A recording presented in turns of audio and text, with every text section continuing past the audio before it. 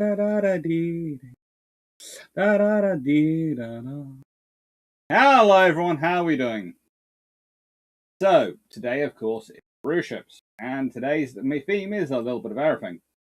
Ooh, you can now pin a message to the top of your live chat for viewers to read. Oh, cool. Hello. Well, should I pin? I can pin a message.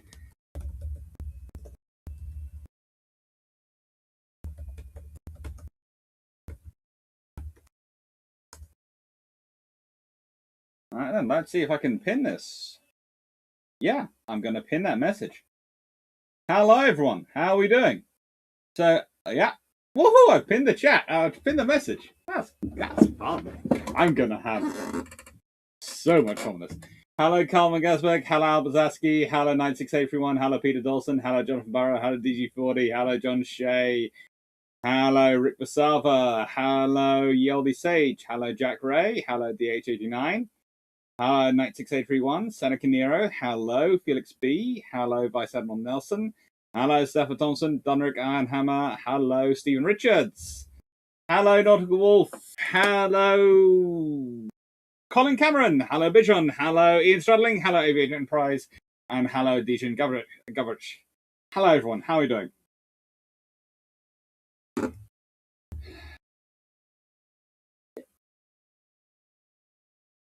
I can see there are a few chats already, a few questions already coming up, so that's good. That is always good. Now, however, today is not me appearing from the past, so I need to fix something, don't I? I do. By my count, it's Sunday, and it's the 6th. Which means I need to find the 7th, because if I find the 7th, then I can find the 6th. And it's March. Ooh. It's racing through the year. How are we going? All right then, got at least 15 questions. That's good. Well, before we get into too many questions, I am looking forward to questions. Tonight's mostly about questions. I've got a couple of new books to talk about, a couple of older books to talk about, but that's the sort of thing I'm doing at the moment.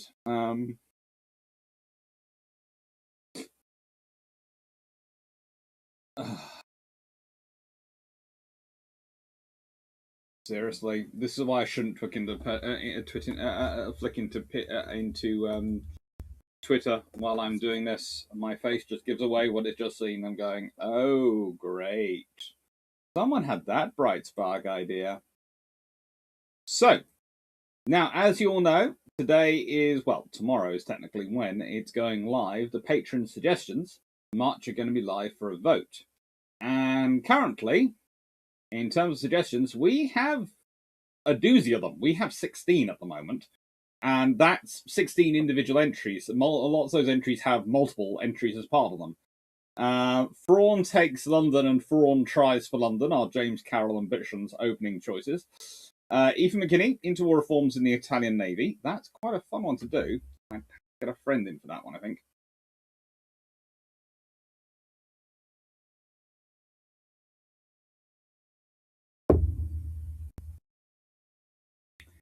Colin Cameron, Malta and its many sieges. That would be a whole series.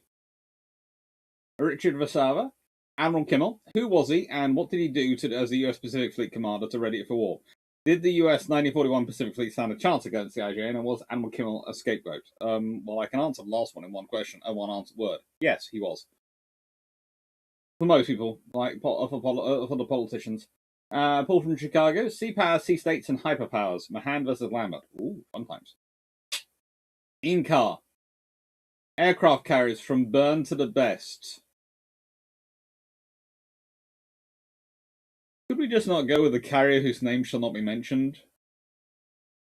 Cody, how would different fast and light travel styles affect the Navy and its strategy? Ooh, that could be interesting. Especially as I spent quite a lot this morning trying to figure out how to do a Space Marine themed entry into the cruiser long patrol, because I've got worked out, because of course we've got the Andromeda coming up, we've got Star Trek, Star Wars. There isn't really a ship which is on. There are some canon cruisers. There are some canon cruiser types, but they aren't really ever made a big thing of. Everything focuses on the Star Destroyers, which in many ways are used as sort of cruisers, but they're capital ships by definition, and they're more the battle cruisers turning up than cruisers. So that's the problem with them. So that's a bit of a problem. But so I've been trying to look into the Warhammer 40k because, well, I have a few wolves and a few Black Templars in my sort of well, and a couple of Blood Ravens as well. We'll leave that to one side. For those who don't know, Space Marine chapters. But never did go with the Ultramarines. I just felt the blue was just not me for my combat style, despite having this. But no, so I'm currently looking through basically 40k and trying to figure out what looks a decent cruiser, sort of is used as a cruiser and is a cruiser, and trying to really sort of figure out. Got some ideas, but I haven't yet managed to put it together yet and work it out. But that would be in the Christmas special. Vision, the Self and Vision scheme, the integration and de-integration of the executive and engineering branches of the Royal Navy, 1900 to 1925. Always popular. Hasn't yet won, but always popular when it's in. Vision, the design and career history of the Douglas A1 Skyrider. Cool. Vision, where have all the potholes gone? Portholes gone. Why? When were side scuttles eliminated from the hulls of warships, and why? It comes down to hull strength, but also it comes down to that good old-fashioned thing of radar return. Scuttles are these things which create a lot of radar image. Samuel Spratt, theoretical and practical use of the self-propelled torpedo. Interesting. The Venetian Arsenal. Oh, I have some great sources for that one if we do that. The Baltic in 1914, what was happening prior to World War I and what happened during the first 6 months of war. That'd be quite good. G.D. Hammond, hello. When and how did the first serious discussions of nuclear-powered warships begin? USN officer G.K. Spencer wrote about the economic advantages of nuclear-powered aircraft carriers in 1924. To be fair, they are talking about nuclear-powered ships from the moment they start discussing the theoretical probabilities of nuclear power. There are some really interesting ideas for nuclear-powered battleships in the 1910s, I think, just prior to World War I. Someone's working on them. I seem to remember a paper. Then an Anglo-Japanese naval war in February 1939. If the Tsingtao incident went hot, what would the Japanese doctrine be for countering Brits? That's interesting. The Japanese have interesting doctrines for facing off against the Brits, and also there's the fact is, as we've done before when we discussed this before, Dan, and did a whole series about it in terms of Tsingtao, it was a case of did the Americans get involved or not? The Americans get involved, we have an interesting ballpark going on. We really do. Hello, everyone. Let's see. You haven't put a link for your Haida trip in the notes for this one. No, I haven't, have I? That's terrible of me. Let me just sort that one out.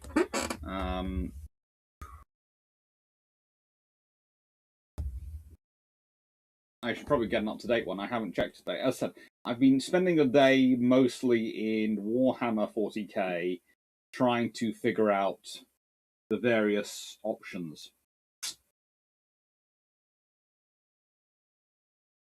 Right then.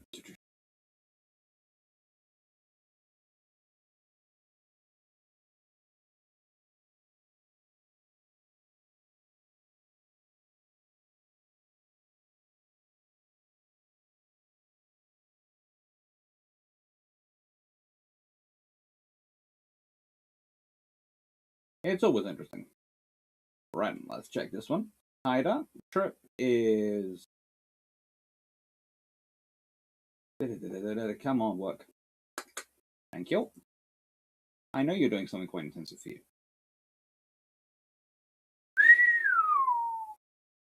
Well, thank you so much, everyone. I have so far managed to raise £2,490, which I was really not expecting.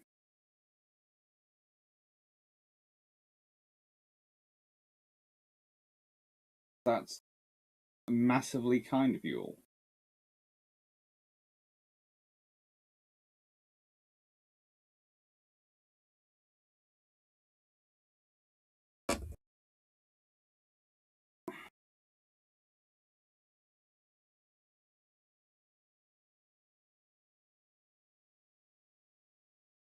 As you all know, the big expense for it is getting into the ships and doing the filming there. And before people are say, oh, they shouldn't be charging or anything like that, well, I would say in their defense, and this is something I will say quite regularly, they have to make provisions for us when we're going around there filming. They have to be quite careful about people and access and what we're going to be doing and those sort of things. So there is a reason behind it. And there's also insurance fund. Hello, Ian Stradling.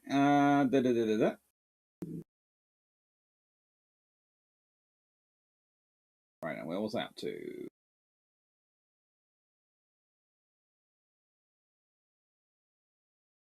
Lorick Observer. And let's see. Stafford Thompson. Hello, Stafford. Leo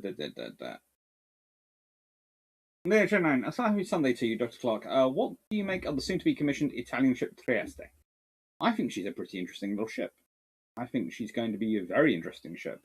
And I would certainly be using that. If I was a British and I was going, right, then we need to build an LHD, I would certainly be taking her design as a base point to start off from.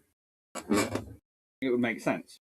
She's got a similar layout and structure in many regards to the Queen Elizabeth class, and with some slight modifications, actually consisting mainly for the British probably of slightly lengthening her, which might sound strange, but the reason they lengthen her for the British would be to enable her to be better able to take the things of the South Atlantic, etc. She'd be very sensible ship.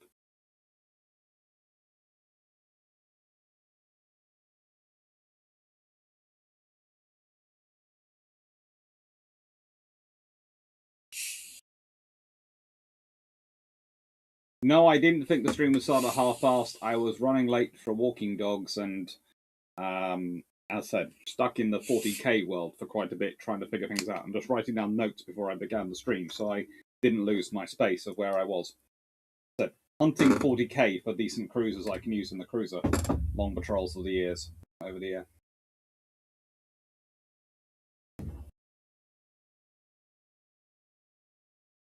New IQB, by guy 29, hello. New IQB 4472. I've spent the last few weeks listening to the Castle Federation and the Coden Federation on Audible. Cool! Have you been enjoying it? It's definitely worthwhile. It is. Glyn is just a really, really cool and amazing guy, and I'm very much hoping that while we're in Canada, we can meet up with him.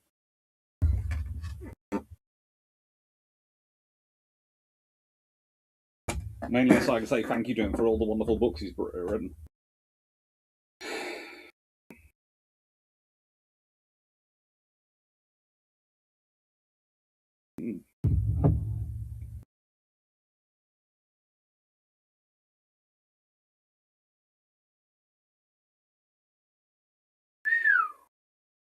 Stafford, that's not hurting badly for a truck. That's basically leaking its life fluid.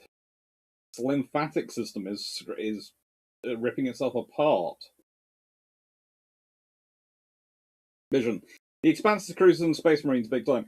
Yes, but the trouble is, I haven't really got into the Expanse. I have watched a bits of couples of episodes, but I haven't really seen enough to be familiar with it. Whereas 40k, I'm familiar enough with that I can, in nicest way, I have a grounding in it. I have an understanding of the 40k world. I don't have the same collection Rack has. I will never claim that. The Rack has a far, far larger collection than I do, but yeah. Or other.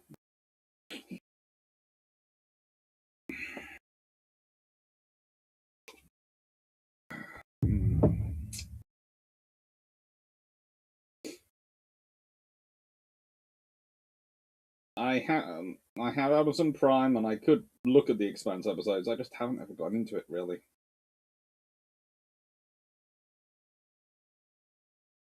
Thinking, what were the Fallschirmjäger doing during the Battle of Creek? Both so supposed to be a lot of things and nothing much at all.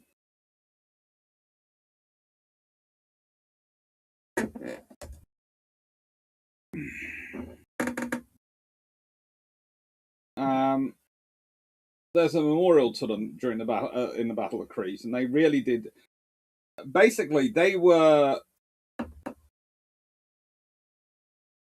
elite paratroopers. They were the best paratroopers the Germans put together. I'm not sure if they're really the best in the world. Actually, I think possibly the best parachutists in the world in 1940-41 were probably the Soviet Union's parachute squads, although they weren't ever used really like they were supposed to be used in that period, so they never got tested in combat, but they certainly were some of the most thoroughly trained.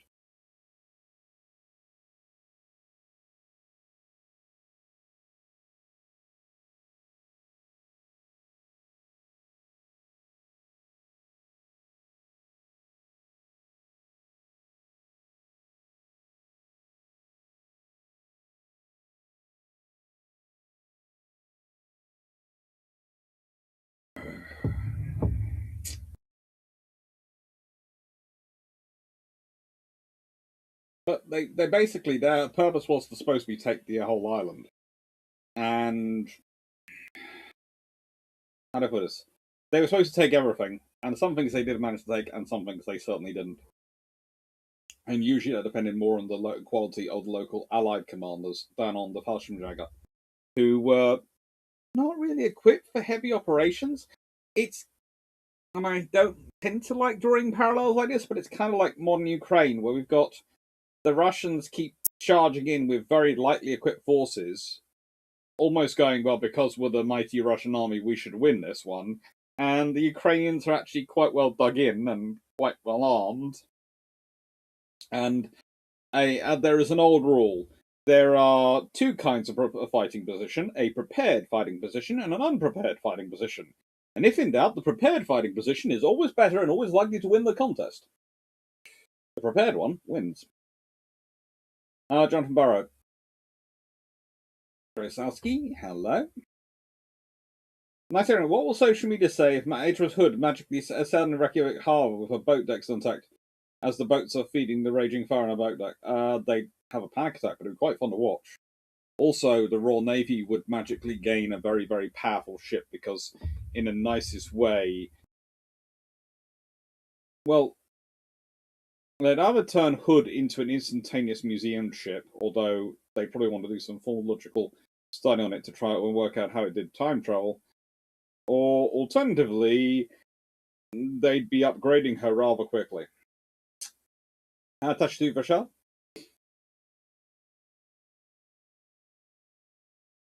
Sim Richards, Doc, tell my wife that a grown man player watching a grown man play a video game is normal educational. I'm never quite going to say it's normal, but certainly when I do it, it's educational because I'm talking about what I'm using it as illustrating something. There are some which are just fun to watch. Let's be honest, it's all the fun of playing the video game without the stress of actually being the one playing the video game when you're watching it. Or Axis or allies could Turkish Navy be in 1941? Not a lot of use, but the Turkish themselves could have been quite useful for the Allies in terms of a supply route to Russia and also in terms of making the Eastern Mediterranean even less tenable for Axis forces. It would have certainly made a very interesting argument for whether or not you actually do the invasion through France, or if you did an invasion or Italy, or if you did an invasion through Greece instead and fought up through Southwest Europe. Because if you fought up through Southwest Europe, you could link Southeast Europe, you could link with the Soviet front, and it would be one continuous front heading for Germany of Americans, Brits, and Soviets. Whilst they still, you could still do the whole things of we're building up forces in Britain for invasion of France to hold back a lot of the German units.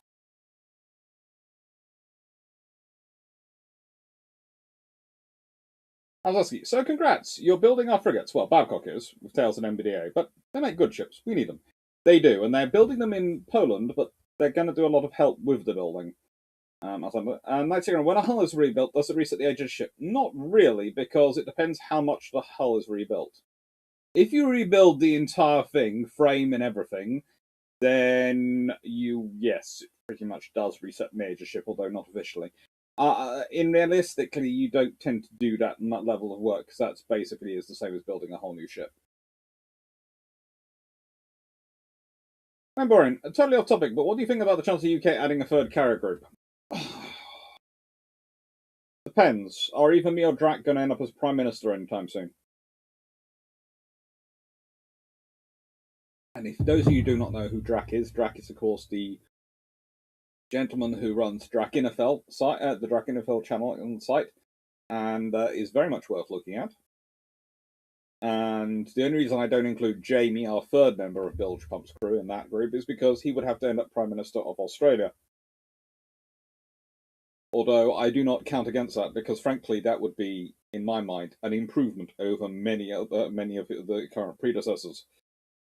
Although I personally think that if he did, then I would nominate his daughters to become head of the Australian SAS, because the amount of times I've seen them taking him out with their various guns, round corners, etc., is just amazing. They could certainly run the Australian SAS.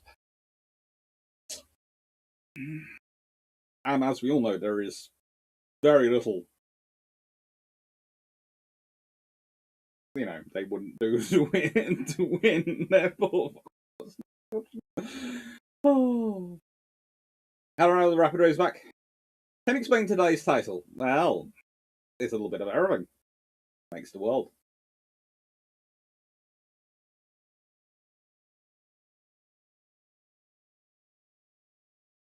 Good luck, Stafford.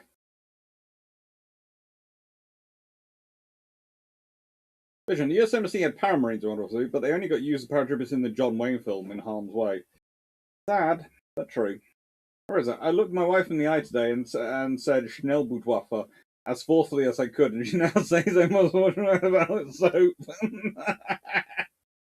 Try frigate.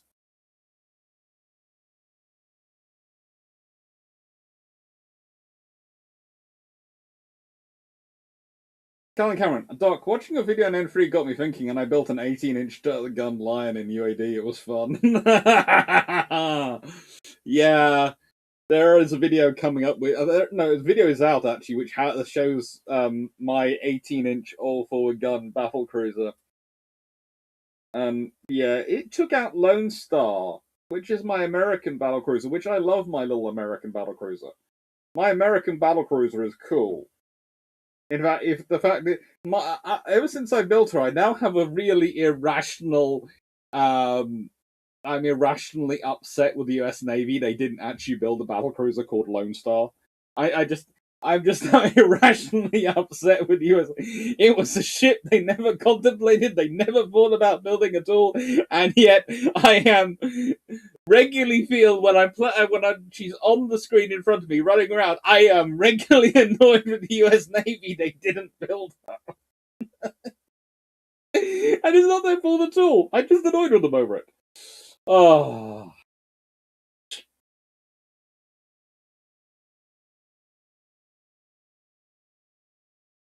So, Scott, did you see our Trent Tulinka's Twitter thread on tires and how not to look after them? It was very good. And have you noticed how he's gone up to roughly 40,000 followers? That is good. He deserves that on Twitter. I'm quite happy. I'm hoping that's going to help the Section 22 work he's doing. Hi, George Newman. No worries. Vision, UAD, a lot of fun. Been trying to do a Germany battleship that I built. Finally, 2 battle cruisers took it down. Lesson learned. Always send 2 for their 1.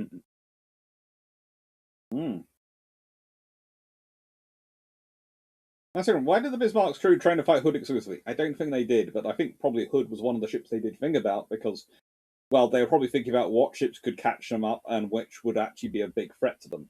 And 8 15-inch guns and speed to overhaul them, Hood's a threat.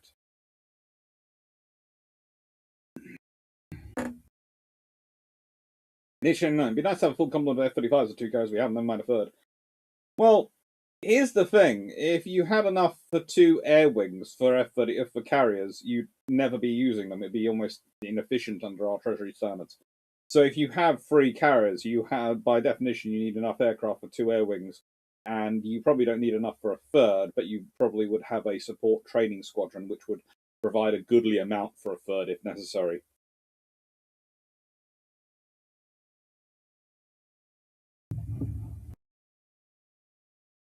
How would the refit hood shown in Drax refit hood video and her escorts do an air attack stuff by the Yosafi?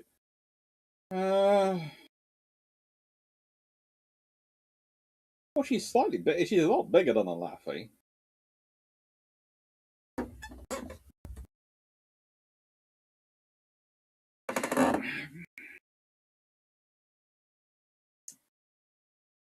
Nice way, the Laffy is a destroyer.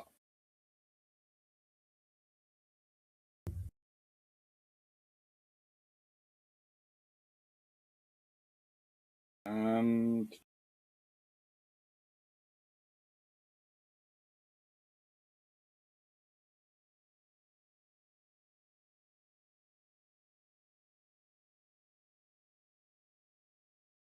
lost in action 1942. So yeah. And if Hood's in that fight, it's a sort of different scenario. That's a very different scenario. Attacking a battle cruiser plus escort, and attacking a group of destroyers. Who knows?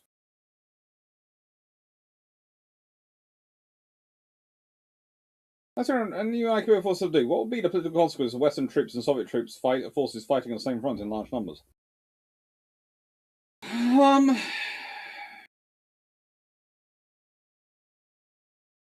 It could have caused a lot of trouble for the Soviet Union because there would have been a lot of interactions, a lot more than what they had. It could have been problematic for the Western troops as well for that similar reason. It's one of those things. It's difficult to really permutate out the number of things because so many different things would change, but things would change. That would be the point. Things would change in a big way.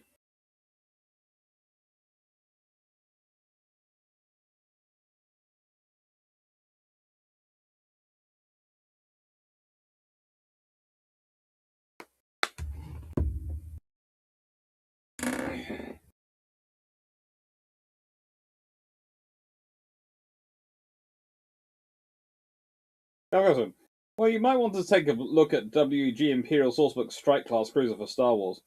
You see, the trouble is with Star Wars is I don't want to get into the canon versus non-canon debate. That's what I'm trying to avoid, and I can avoid that quite easily with Star Trek because the canon is quite easy. It's what's actually been on screen. And thanks to a new episode of Picard, there's a lot of them been on screen. So, but I'm doing the Galaxy class anyway, which I'm treating as sort of cruiser / battle cruiser, depending on how it's refitted. Andromeda series, that's far even easier with the High Guard and the Commonwealth. I'd love to see that. I'd love to see another series set in that universe. I would love to see more done in that universe because there's so much rich history there, rich storylines to go from. Not history, but there's so many storylines they could go through. So much in that sort of thing. It's kind of like you could do far more of that than you can do with certain other ones.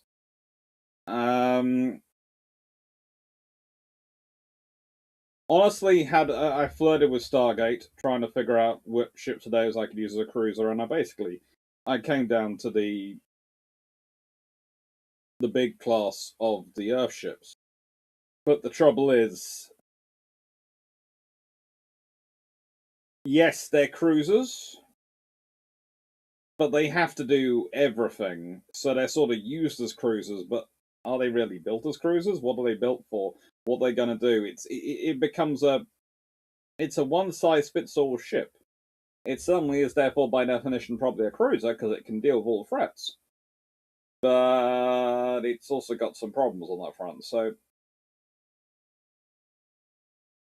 Dean Richards, Admiral Alex Clarke gets Tiger modernized, but in Moland gives it a free Polish Navy. What happens? Free Polish Navy has a ship which has 8 14-inch guns.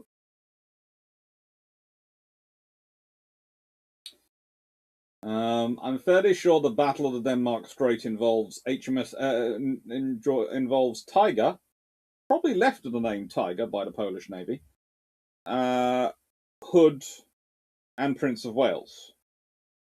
In which case,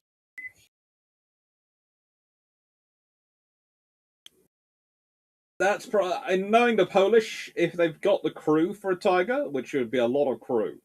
Because that's a lot of crew for a ship. It's not like a destroyer, etc. It's a lot of crew to crew this battleship.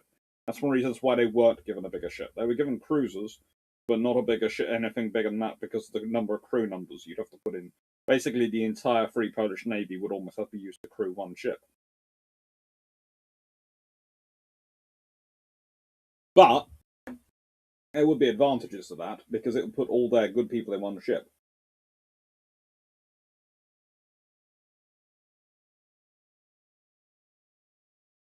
The fact is, you'd probably find that you would have her there at the Strait.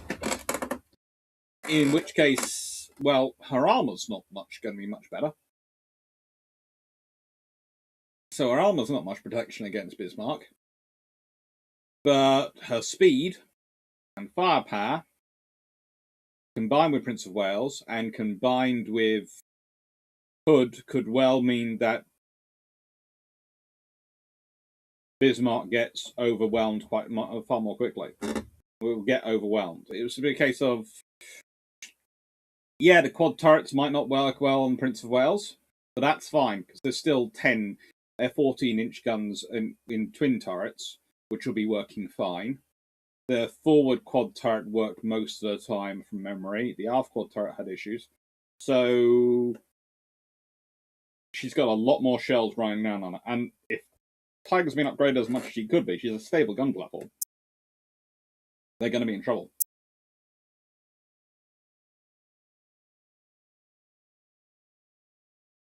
It's a case of she's okay because she's against one battle cruiser and she gets a golden BB, and one battleship which frankly is nowhere near ready for combat operations because she hasn't been worked up properly. And so that's what Bismarck manages to win against in Denmark Strait. You add in another veteran ship, and it doesn't really matter how good that veteran ship is. In Meis's way, if it could be Renown or Tiger, it wouldn't matter. If it was one of those veteran battle cruisers, then Bismarck would have been in a lot of trouble, because she would have got that many more hits on her. And hits are cumulative. So Bismarck already suffered damage at Denmark Strait. She gets a few more hits, she's in real trouble. And yes, they still might get the golden BB on Hood, but if there's another ship still firing, then they have to stay and fight it.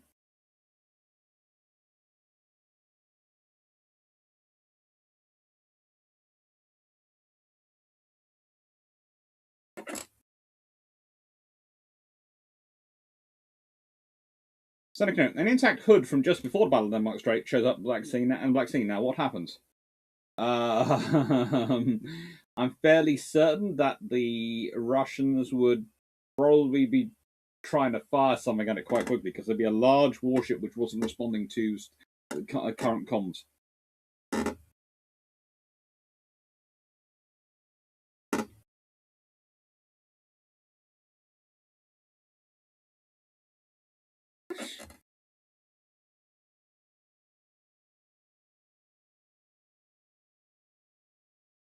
Latvia came under attack from 50 kamikaze aircraft. Well, yeah, that 50 kamikaze aircraft, that's a huge number of kamikaze aircraft, and for a destroyer, that's overwhelming. For a rebuilt Hood with escort, that's not nice, and it probably is overwhelming, but they're still going to be putting up a lot more firepower than a single destroyer is. And in the nicest way, if you've got Hood with full escort, then probably she's working with a carrier, because she's working as part of a fast strike group, so she's probably working with a couple of carriers. In fact, if Hood had been around in 1944, 45, when they were putting out the British Pacific Fleet, I guarantee you Hood ends up as Philip Behan's flagship for the carriers. because he's looking for a flagship which can keep up with the carriers. Yes, the Americans have moved aboard carriers, and yes, he's preferring to move aboard a carrier because then that's equivalent to the Americans. But he knows the carriers don't have the space. So if he had something option as his only thing is, if he could have had a prestigious vessel to be putting his flag on, i.e., Hood would have been prestigious enough that they would have gone, well, yes, you don't have your flag on a carrier, but you have it on the Hood. Yeah, it's the Hood. It's kind of like if he could got HMS Warspite, he'd have probably tried for it. She's not really fast enough to keep up at that point. Renown, well, he did keep asking if Renown could be sent out for him, but they didn't.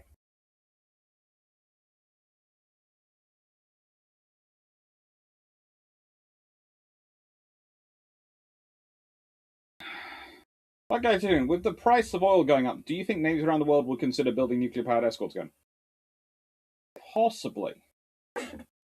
It's one of those things in that I'm always surprised the current plans for a cruiser and potentially the plans for the Type 83 destroyers for the British are not looking at nuclear-powered options, or rather they are, but they aren't looking at them as publicly as they could do. And I think really, especially for the Americans, nuclear-powered cruisers would make sense.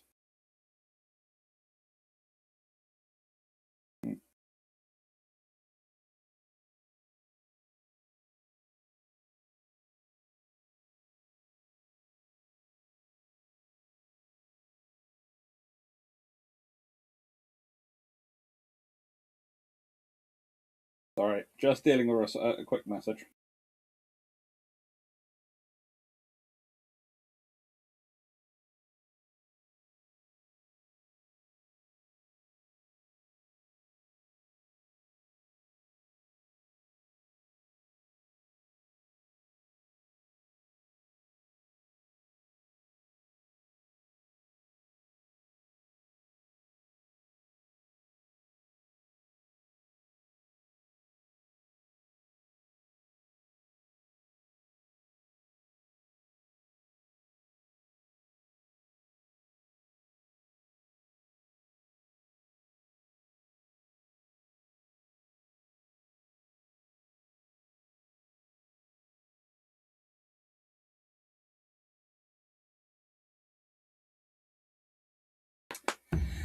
Okay.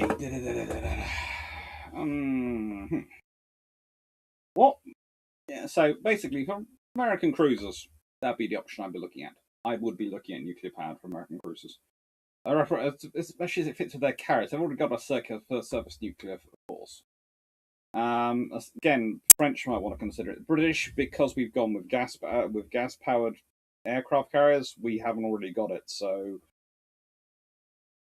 it's a greater infrastructure leap for us.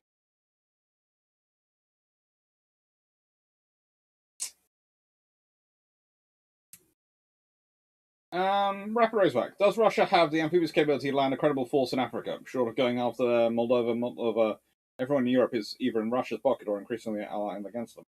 Not really. I wouldn't say really a credible force in Africa. And I'd say that because if you consider most of their amphibious capabilities currently sitting opposite Odessa, and I would categorize it as a reinforced brigade strength formation. It's still powerful, but it's a reinforced brigade strength formation, and it's scary, but not really enough to go not really enough to go and intervene in terms of maybe in support of an ally. If you were doing a landing in an area where you're already friendly and you're going to provide a brigade to support them, do it. But again, now we're in the Black Sea, so we'd have to get out of the Black Sea.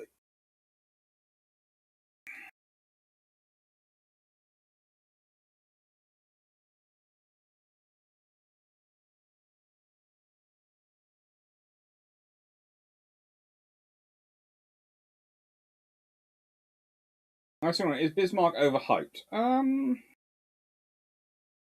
See, this gets me in trouble because she is the big, powerful ship of her period in terms of the Germans, and you tend to up your enemy and make them look good because that makes your own look good, especially if you lose a ship fighting them. But again, she is a chronically inefficient design. And I found this in trying to recreate her on UAD. Almost every time I try and recreate her on UAD doesn't like me recreating her because the design just doesn't fit within the parameters of efficiency they establish. If she'd survived the war, how quickly would she have been made a museum? She would have, if Hood had survived World War II, the odds are she stays in service till about 1950s, in which case she could well be preserved in a museum in 1950s. Wayne Boring, I just thought of the meanest Patreon suggestion. Why do I now want to check Patreon?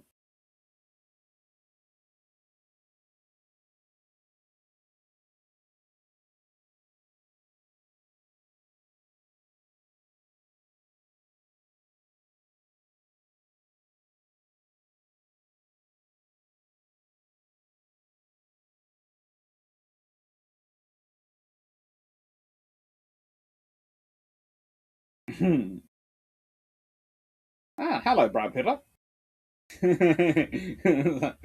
For hitting all my geekdoms in Sans Babylon 5 in one breath. I was actually looking at the Babylon 5 ships as well. And I have been looking at them because you're not the only one who's a big fan of them. I have Jamie, who is a massive fan of Babylon 5. In fact, Babylon 5 and the whole Battlestar Galactica franchise are pretty much Jamie's heaven points. Battlestar Galactica he has a lot of love for. So does, but again, they don't really have cruisers. It's all set around a carrier battle group, basically. They do have cruisers in the game, thankfully, but they're not really used as cruisers because the game is set in the war scenario, so you can't use the present. But the whole thing, those are his two big favorites. Babylon 5, I have to admit,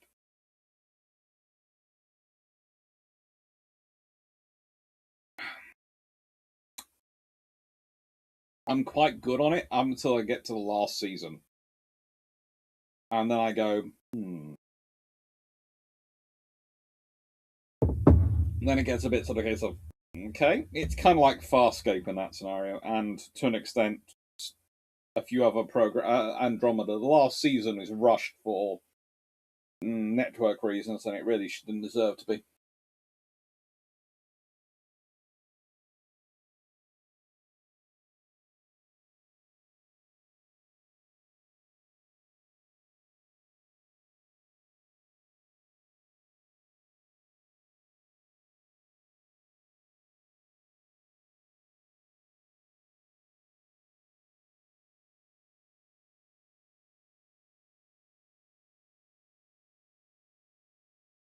That on. A very proud Tafra, training assistant for research, just came in carrying a bone that I'm buried during the winter. Yeah. Jordan, being with the flag, this flag on Hood would be like Ray Spirits putting his flag on one of the hours. Let's put it this way: if Vian ended up beating everyone into Tokyo Harbor for the surrender of the Japanese, we wouldn't be surprised if he'd had Hood.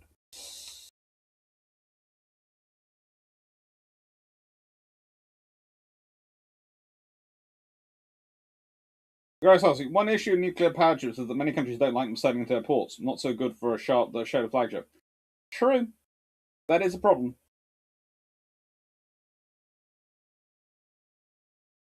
Yeah, a nuclear-powered frigate is a nice idea, but you have to remember you can never shut down a nuclear engine.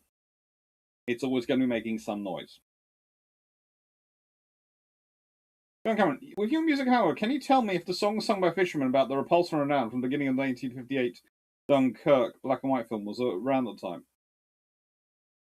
I did actually do some looking into this once, and I think it is around a bit.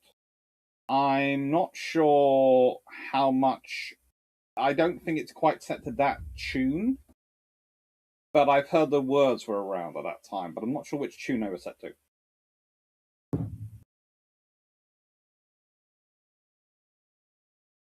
Unnatural Bull. Hi, Jason.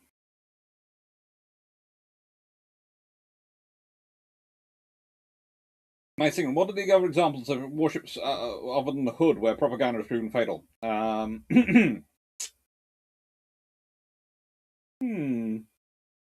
Capitan certainly had fun.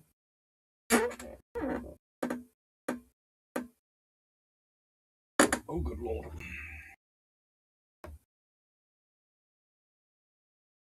Certainly had fun with Capitan.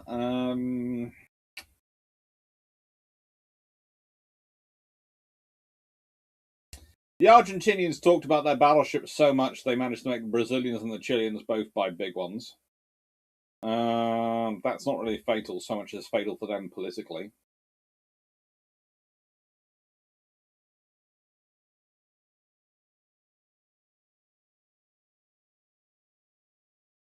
I'd say the Russian Navy, to an extent, in the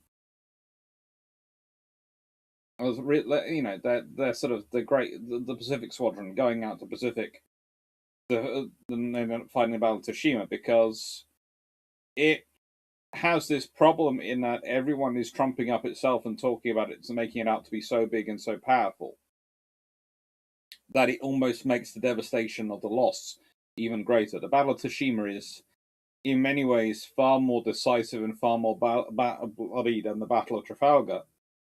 And it sets a bar along with Trafalgar that is one of the reasons why Jutland is quite so inconclusive in apparent view.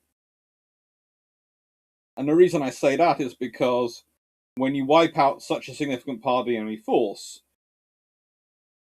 well, it's considered obscene almost. How did this happen? And we know that there are complicated reasons behind what happens to the 2nd and 3rd Pacific Squadrons, what happens to them in terms of their fighting capabilities, in terms of their firepower, and in terms of their training, morale, and the realities of voyaging around the world for such an operation. These all take a toll on the ships, and honestly, I'm not surprised at the result. But the thing is,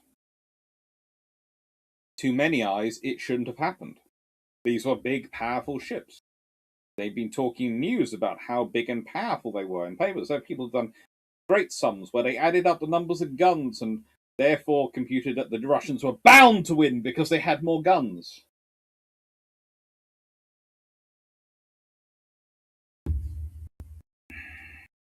You go to war with what you have, you fight the battles with what is available. And what is available not only says what ships are actually at sea at that point, but what weapons of theirs are actually in range and working to engage the enemy. On paper, you can have a massive force, but in the actual battle, you could end up fighting outnumbered and outgunned. On paper, you could overwhelm your opponent many times over, but the reality is always the true decider. A job of a government is making sure the reality is as close to the paper as possible. Because if it doesn't fund it properly, that's the problem.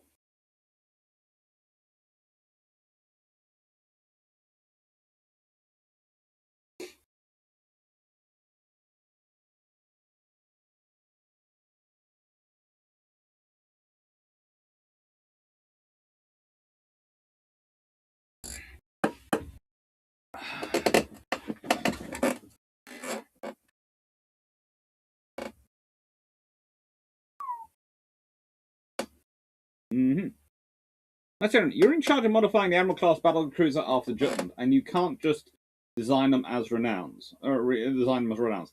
How do you improve design to fix the flaws? Can I put treble turrets on a? Can I modify a renowned design and put treble turrets in there? Honestly, the trick I would go for treble turrets. And if I was going for a hood-sized ship, I would go for treble 15s on each of them. So she had 12. Because the thing is, if I'm going for speed and firepower to protect my ship, then I have to maximize that firepower. If I'm really going to stick with 15-inch guns, and I'm going for Queen Elizabeth level armor, or rather, not Queen Elizabeth level armoring, or even R-class level armoring, but sort of the battle cruiser equivalent of that armor, then I want to maximize firepower. So the way I'd maximize firepower is going for triple turrets. I would stick my foot down and make sure that she had triple turrets. If she can have 12 hood with 12 15-inch guns, is a very, very scary ship. I'd also, whilst building her, build some more floating dry docks, or build some more, or have some dry docks dug. I don't care what, in the UK, so that she could be accommodated properly. And I'd make sure at least 2 of them were built. At least 2. And then you would have an argument going, well, yes, she's armoured as a battlecruiser, but she has 12 15-inch guns. That would basically be the entire view of most of the US Navy and the Japanese Navy. Well, 15-inch guns. Please don't. That's a very, very powerful ship, then.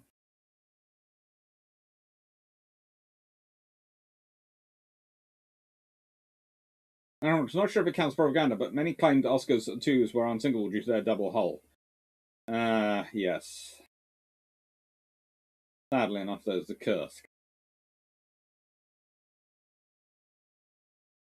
How many non-UK Ukrainian merchant ships have to get hit before they start asking for escorts and we end up with Tanker War 2.0?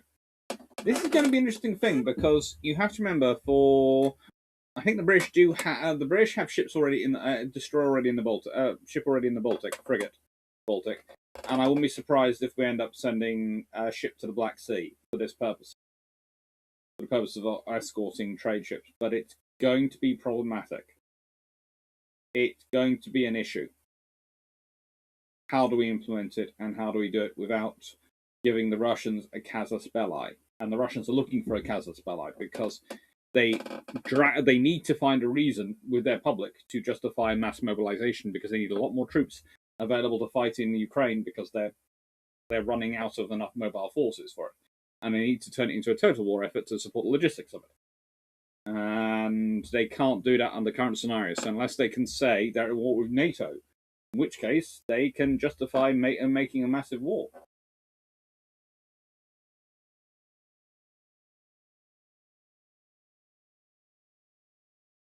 Guys, they can claim what they like. Doesn't mean the Aragon's going to let them go through. They can claim they're going home if they want to, but doesn't mean Aragon's going to let them go through. At the moment, he's finding it very useful to not let them go through because you have to remember, for Erdogan, once a Russian leader starts talking about rebuilding the Russian Great Russia, okay, yes, it might start with Ukraine, Belarus, and maybe, if you're lucky, the Baltic states, but they're all members of NATO already. Turkey has issues with NATO and has managed to cause itself troubles. And let's be honest, what's one of the targets the Russians would really like? Oh yes, Constantinople, because they're quite wedded to the Russian Orthodox Church. And the idea of having controlling access to the Black Sea and being able to get out to the Black Sea whenever they want, because that's their best harbours and their best facilities for their navy. Not nice, but it's what's there. It turns up far too often.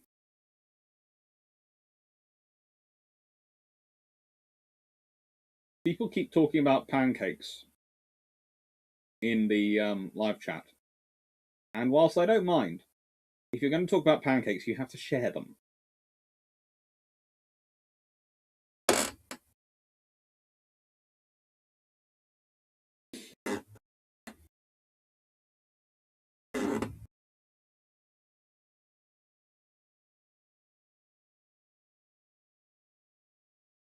What would Argentinian battleships do in the Falklands War? The Argentinians had battleships in the Falklands War. Ooh. You'd have probably seen an airstrike carried out by Harriers, which would have been interesting because I don't think the Sea Harriers. Did the Sea Harrier Mark 1s actually carry anti-surface missiles? I don't know. I think they did. I think they did carry anti-surface missiles. They had Seagull, didn't they? But you would have probably ended up seeing submarines getting a lot of kills of battleships. with a lot of torpedoes. The heavy torpedoes of the Royal Navy would get a lot of working out.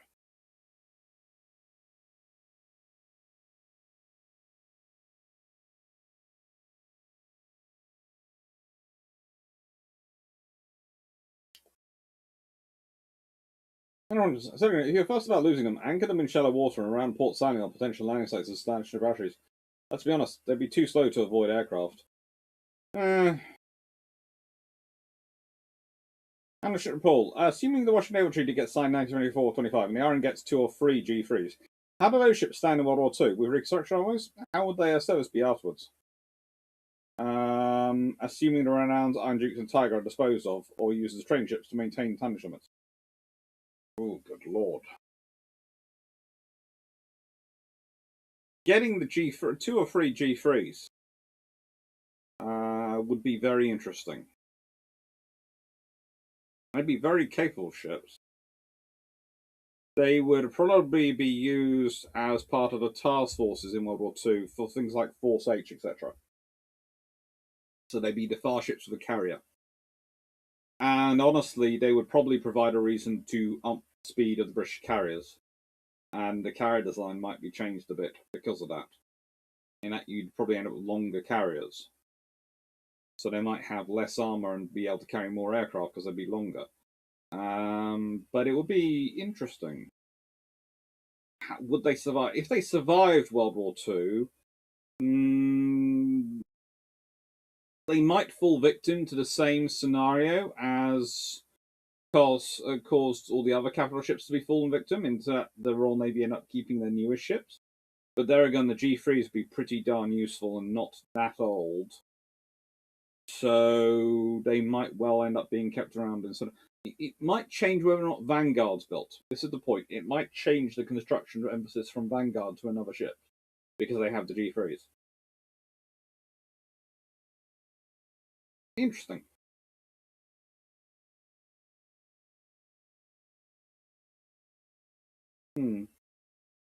Vision, in UAD, for a battlecruiser, do you go light on reinforced bulkheads and structure? My battlecruisers seem more like fast battleships than your battlecruisers.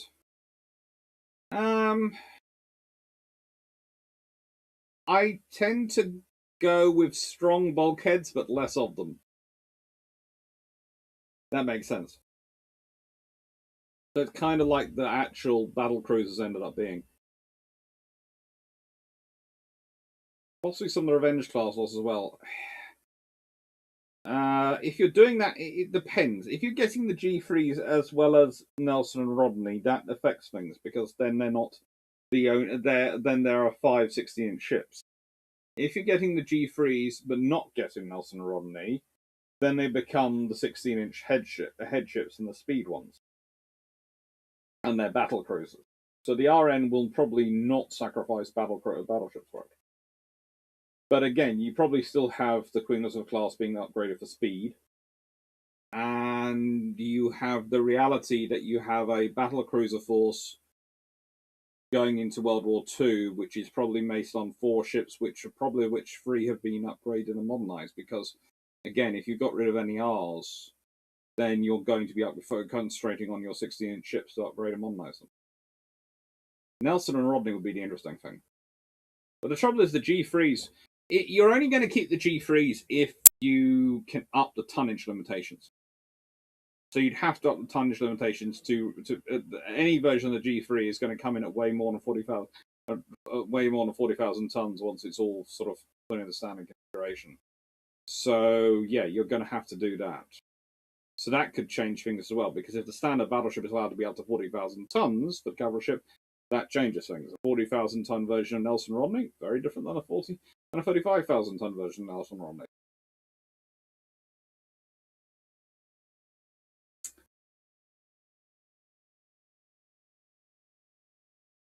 That's true.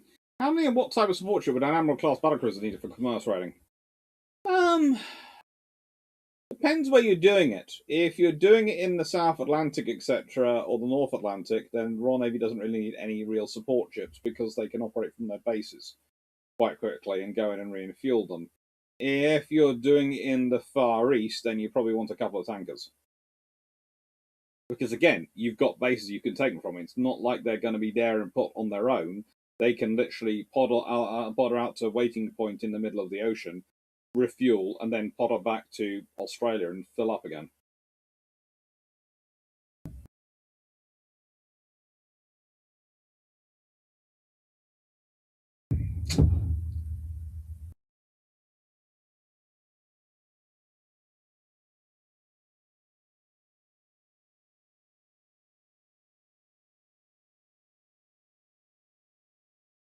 John, 1921 Washington Naval Treaty Time.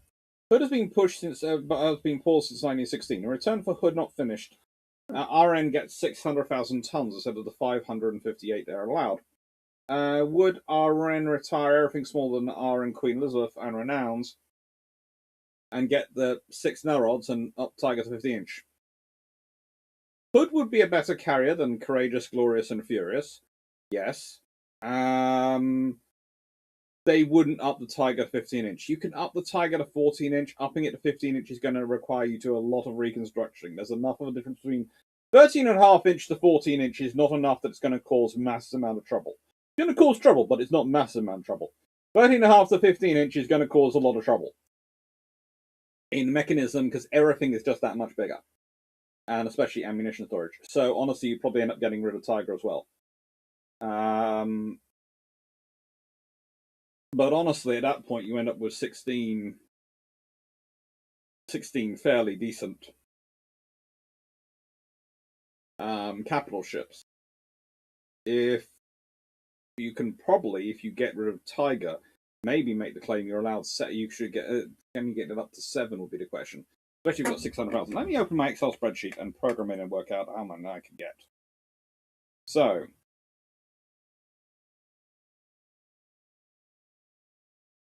Washington ships. Let's program it in and work out how many can I get.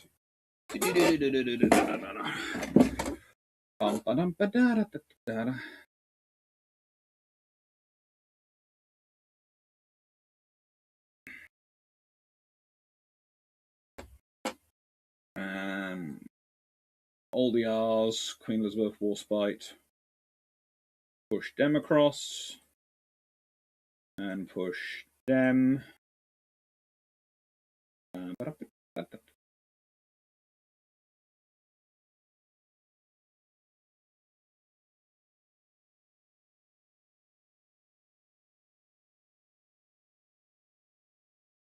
8. You could get 8 Nelrods for that under that treaty. So you could end up with the 5 Queen Elizabeths, the 5 R's, Renown, Repulse, and 8 Nelson and Rodneys. Yeah, that's a very different fleet. That's a very, very different fleet. Just by dropping Hood.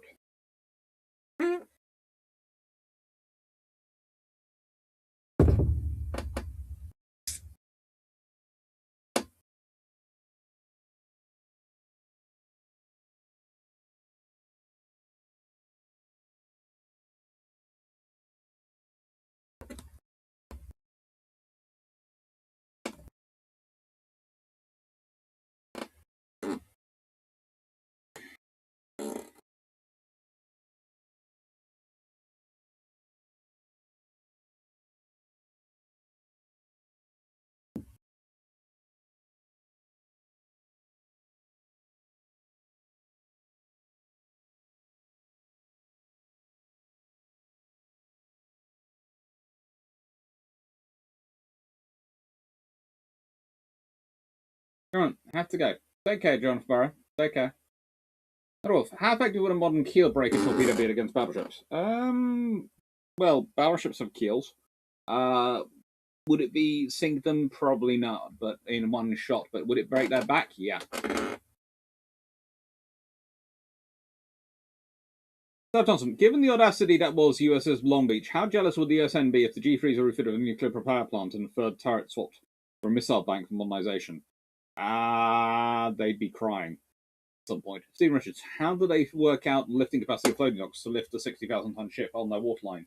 The mind boggles. It's quite a lot of complicated maths. Basically, it's to do with the ability to bring down density, because you have to remember you're making your ship float. So you have to make it overall lighter than the amount of water it's displacing. So it floats. So you have to work out how much you're... Basically, you have to take the weight of your structure you're going to need to build it strong enough, the size of ship you want to lift, in terms of weight, add those together, work out the density, and then bring the density down to the point at which it's less than water, so it floats. So it's got to take in a lot of air. Joe Hanna, your point on giving Russia a reason to mobilize is well made. The naval side may become moot as such, given if the Ukrainian military getting hold of offensive assets. It could be interesting. Hello, Matthew Maleki. If the Washington Naval Treaty did not get signed until the mid-1920s, would the battleship tonnage limit be raised to 40,000 tons? If it doesn't get signed to the mid-1920s, then the odds are the G3s are actually built. In which case, let's see.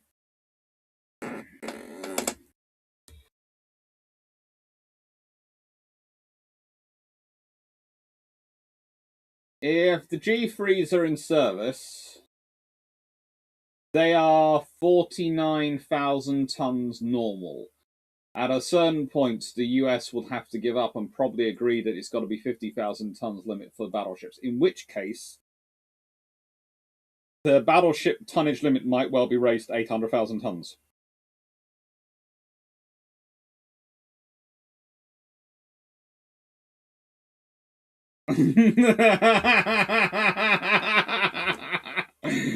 Oh. Oh.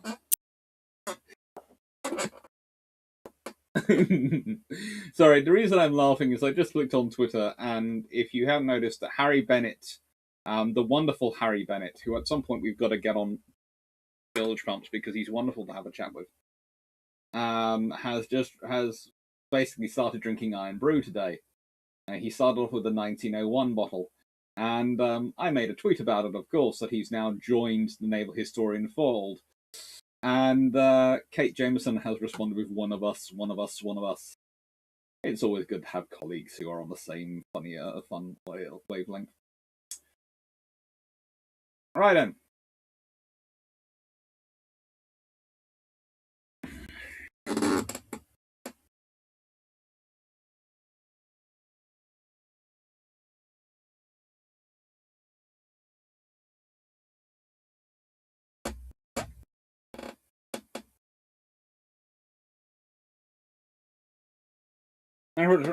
Tigers retained in Iron Duke's place as the gunnery training ship. Partially de-armed in the 35 to 38 zone. That stops due to unraveling situation in Europe. What do you do with her leading up to and post September 3rd, 1939? Well, I have some spare 14-inch turrets going around, so I'd probably shove them into her. Because I'm building those anyway for the King George V class. And I have lots of 14-inch turrets. And that's, if you consider, if I take the two turrets from Howe and... I don't know, I could get them in her quite quickly. I could probably get twin 14-inch turrets in her quite quickly and make her up a 14-inch ship. And then she's quite useful. What was the last kind of war a country launched a big mismatch of logistics and capabilities plans of the Russian invasion of Ukraine? The Somme? Falklands was kind of interesting in terms of logistics. The Argentinian logistics versus the British logistics worked out just. The Argentinian logistics fell apart. That's really all she wrote for the Falklands War. There have been a few wars. Honestly, lots of nations are very good at getting teethy fighty things. They're not very good at buying logistic stuff.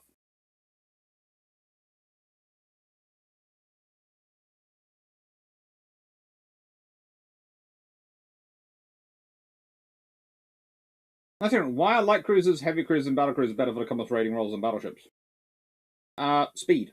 They can cover a lot larger area, and usually for a battleship, its emphasis is on armor and fighting other ships, which is great. But if you need to cover a large area and zoom around to try and track down enemy shipping and also to dodge other enemy ships, you want to be able to maneuver and speed out of one area to another area to avoid them. A battleship is not going to have that speed because the battlecruisers have that speed. So if a battleship is out surface raiding, that's wonderful, but it will eventually, often will be tracked down and then can be caught by other ships because it's not fast enough to get away from them.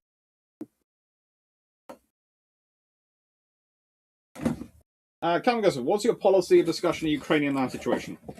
Mainly focused on bilge pumps, but as with Discord, if it's respectful and polite, I will answer questions where I have knowledge and where I can offer something. If I can't offer something, then I'll say I can't.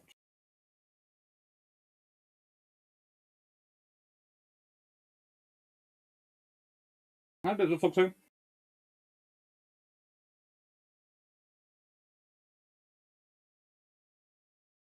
Not a wolf. Would the Ukraine war count as a proxy war with so much more as was they pouring in?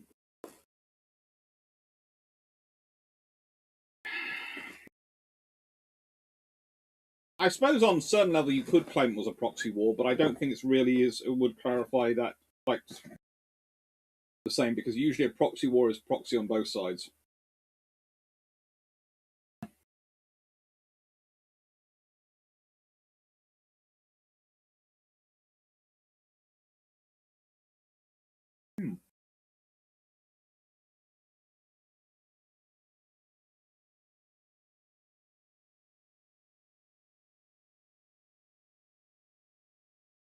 Hang on, Doc, was the Naval Squadron based out of the Simonstown, Falklands, and Brazil? Was it based in one particular port? It was mostly based out of Freetown in Sierra Leone. It occasionally went down to Simonstown, but that wasn't really in a good position for the South Atlantic because that was too low. And the Falklands didn't have the necessary infrastructure to support it, and of course Brazil is another country, so usually Freetown.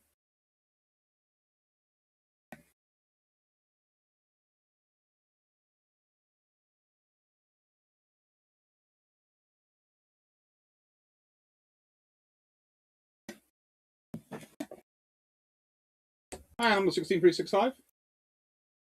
And Hen Productions. I rewatched your armored carrier production discussion debate with Jamie yesterday. Cool. You mentioned Henderson was aiming for something more akin to Audacious than the Illustrious in specs, although a bit smaller. If you got these ships instead of Illustrious class, they will. Does this change much? It gives you an extra 16 to 24 aircraft taking part in the attack on Taranto. It gives you extra fighters as part of your air strength for Crete, etc. So you're starting with a slightly higher. You're starting with a higher number of aircraft to begin with, which means you tend to lose less through attrition because you can do more preventative repair and maintenance without affecting your strike strength. Basically, it has a lot of cumulative impacts. So, would it change the outcome of the war? No. Would it change the space of the outcome of the war? Probably not. Would it change necessary British losses? Probably.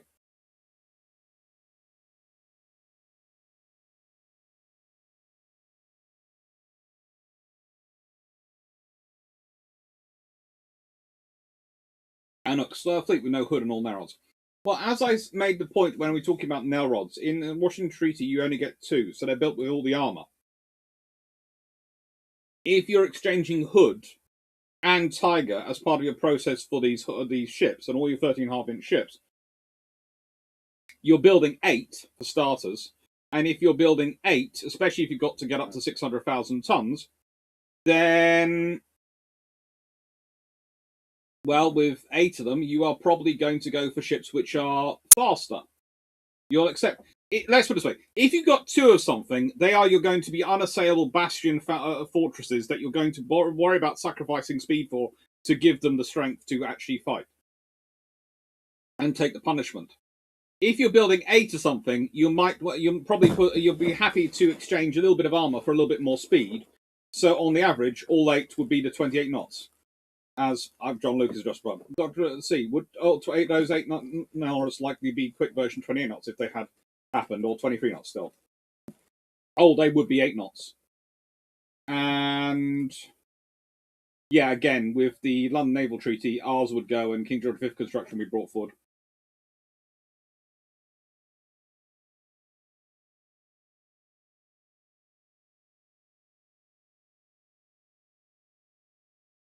I'm not sure they'd be 15-inch or 14-inch ships. They might well be 16-inch ships.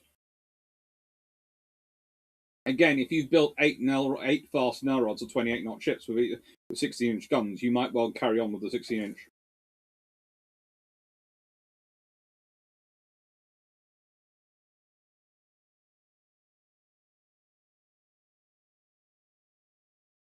When was the last time airborne troops were dropped into water before yesterday does? I think the SEALs and Marines practice that quite regularly.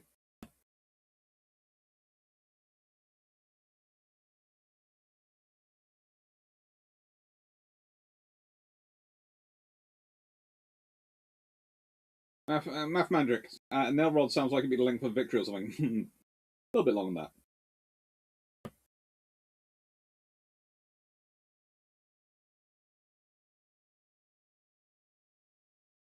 Rimpolus. Did the British ever seriously consider trying to keep Lion on Princess Rob? They did consider it, but there's a limit to what you can keep. They were looking at considering giving Lion Princess Royal to the Australians and Canadians. Hello, Strider. Do you want to ask something? Even before I found Drac. Because I heard from somewhere before finding him.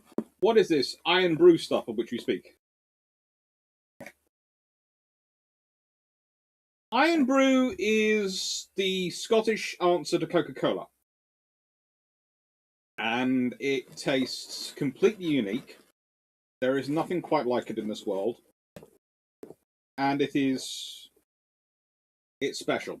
If you're of Scottish heritage, it's basically akin to it's the whiskey of soft drinks. And that's the only way I can describe it. It's the whiskey of soft drinks. Nothing else tastes quite like it. Nothing else will ever be quite the same as it. And if you like it, you love it. If you don't like it, you probably won't. You'll probably never like it.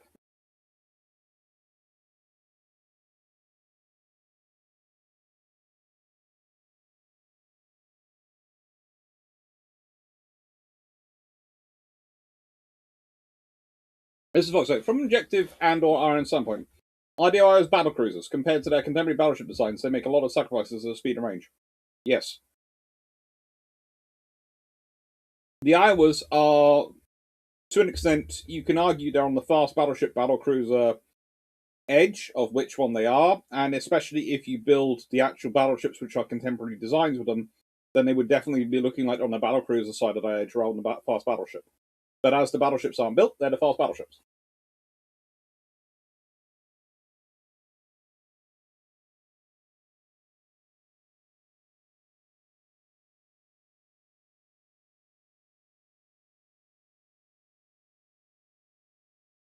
Now, are those Aurora class battleships vulnerable to plunging fire like Hood was? Pretty much. They have some very good internal structuring, which gives them a measure of a modicum of defense. I'd say they're slightly stronger than Hood in some regards, but they are, from memory of their design, they're not brilliant.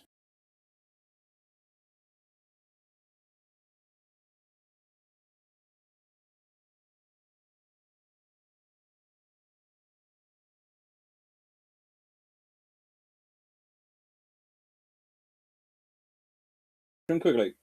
Hello, I see the MOD is warning British Reserve members not to head to Ukraine, as of the BBC today. Thoughts? Yeah, we don't want them to go to Ukraine because we might need them ourselves.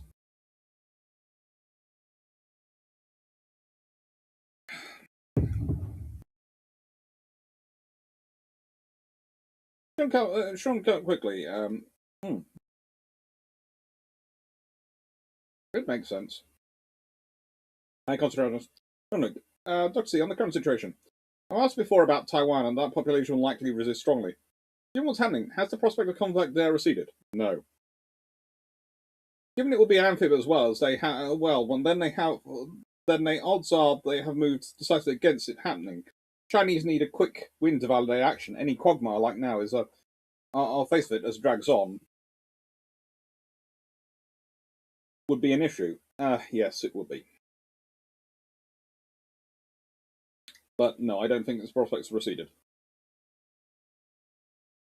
Don't take us the wrong way, but it would take a lot, and I mean a lot, for the people for China, and especially their current leadership, to row back on that desire.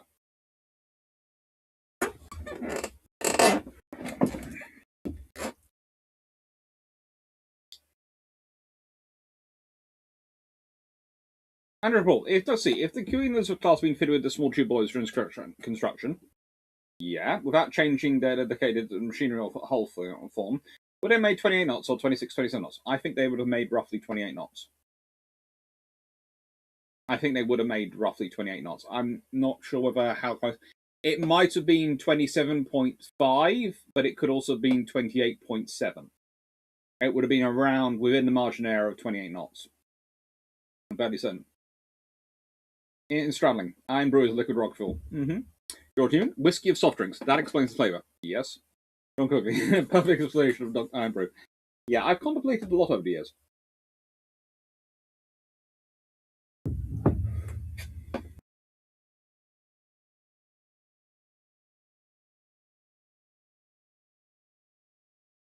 Guys, but they're not really condemning NATO. They're frustrated with NATO because, and I can understand them to an extent, because for the Ukrainian people, they want this horror to stop, and they are sitting next door to members of what is the world's most powerful military alliance, and they're giving guns and they're happy to help, but that alliance isn't actually contributing anything actively to their defense, and it could step in. Let's be honest, if anyone could step in and stop the Russians militarily, it's NATO.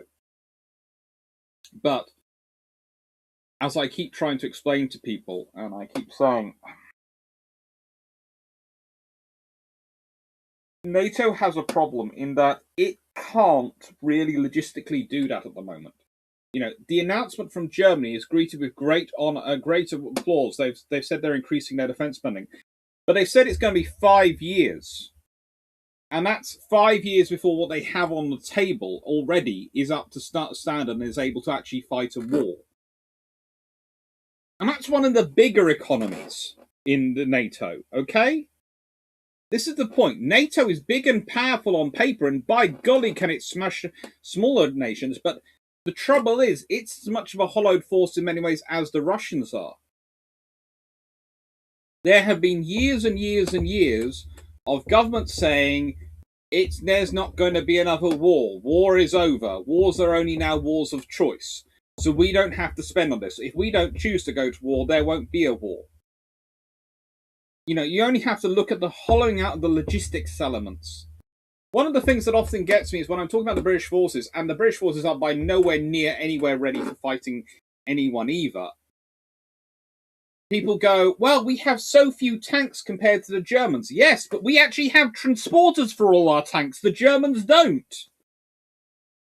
And this is the problem. That I can understand the Ukrainians' frustration.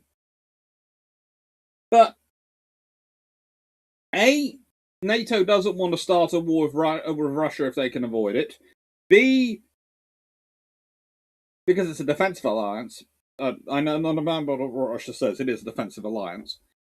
But B, there is actually the reality that,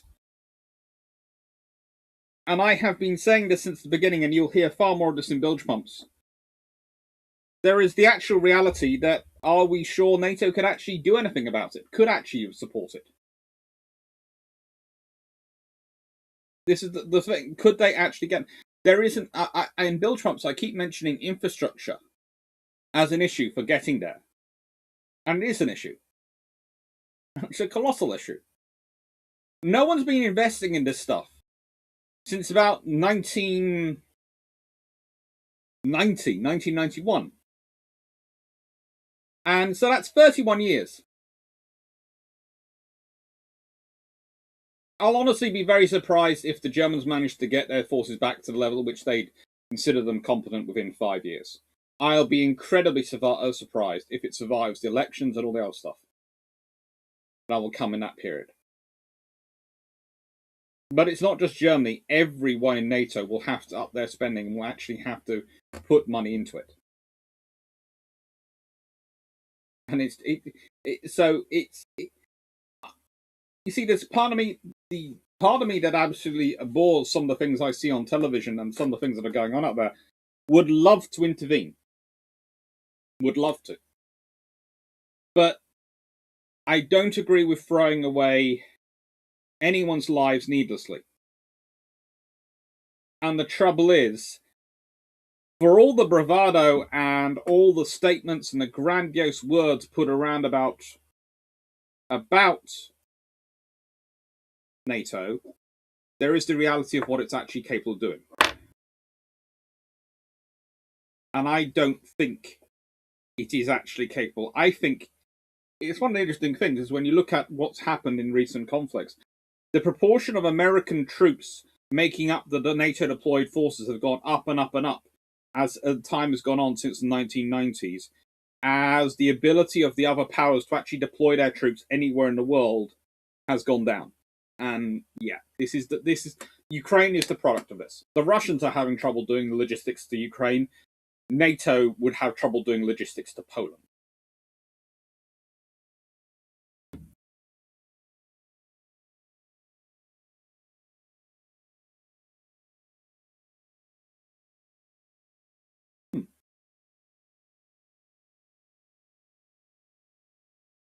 Institute for the Study of War is looking for a Russian specialist.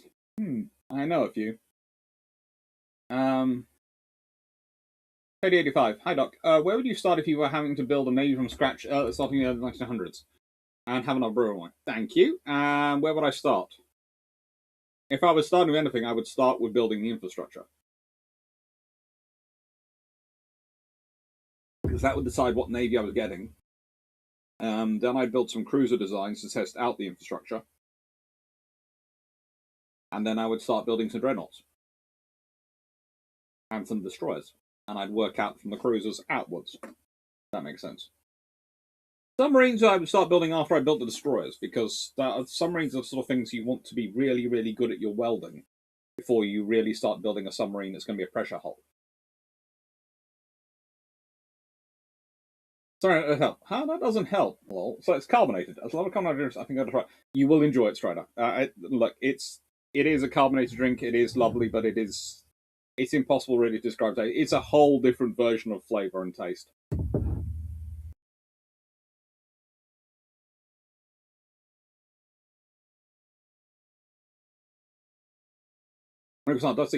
What do you think of pulling out of Russia by major Western corporations in regards to how this would affect the Russian war effort and how China look at attacking Taiwan? I think the bigger the consequences Russia suffers, the more China's going to worry about it. But you always have to remember that China is far more difficult to get out of the global economy than Russia is.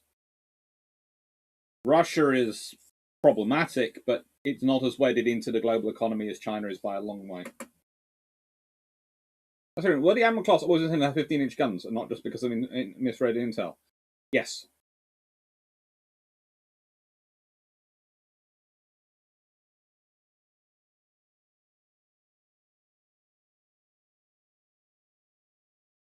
I don't think a successful Taiwanese nuclear test does it. I think a successful Taiwanese nuclear test would immediately set off the invasion, because there's a big difference between testing a weapon and actually having a viable weapon and delivery systems, and enough of them sort of built and set up.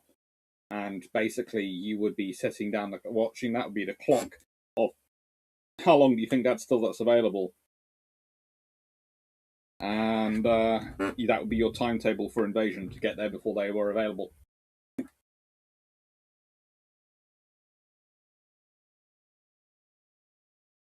How does one break the myth surrounding ships like Bismarck, Yamato, and Hood? By actually doing the history. Go and look at the actual sources. Go and look at what actually is said in the documents, in the archives, in the write-ups by the sailors who served on them.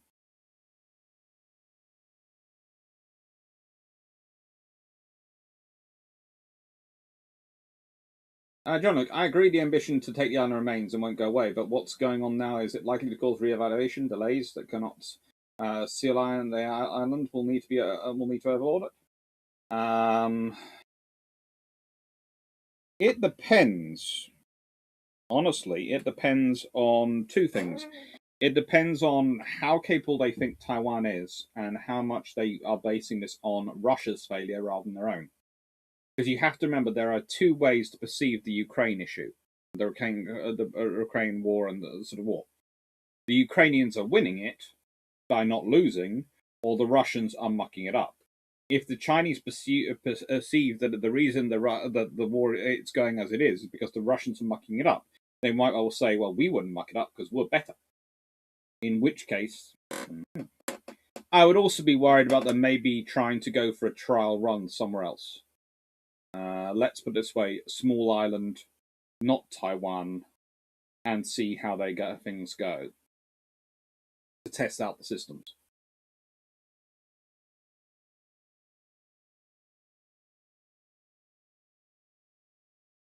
At last, Doc, someone that realizes we're not in position to bluff. Do you know there are people who actually call me a war hawk sometimes when I'm sitting there talking, and I because I sometimes recommend a far sterner action in terms of deterrence, and I try and use the parables of Jackie Fisher, as I call them. I don't always agree with Jackie Fisher, but one thing he was very good at was deterrence, and he knew that you didn't deter conflict by looking peaceful and agreeable. You deterred conflict by looking like the biggest, baddest, toughest, meanest nut job ever known to mankind, and then having a nice, agreeable person standing next to you. And the point was that you looked scary, so they wanted to deal with the other person. And they could only deal with the other person as long as they kept things diplomatic. So if it kept to diplomacy, they could deal with a nice person. If they went to war, they had to deal with the person who was going to rip them bloodily in two. It's not a nice thing, but that's the reality of it. And that does also make me look at some of the statements which are coming out recently from Putin, etc., and go, interesting.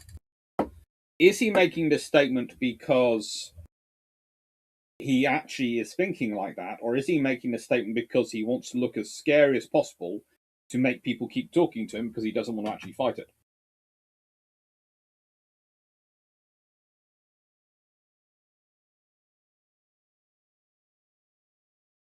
I don't buy it very much because I have to have it imported at a cost of $18.74 US per 6-pack of half-liter bottles.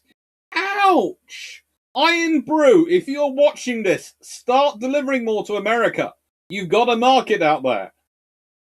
You just need to be able to make it for roughly $10 a pack of 6, and that everyone would be happy buying it off you.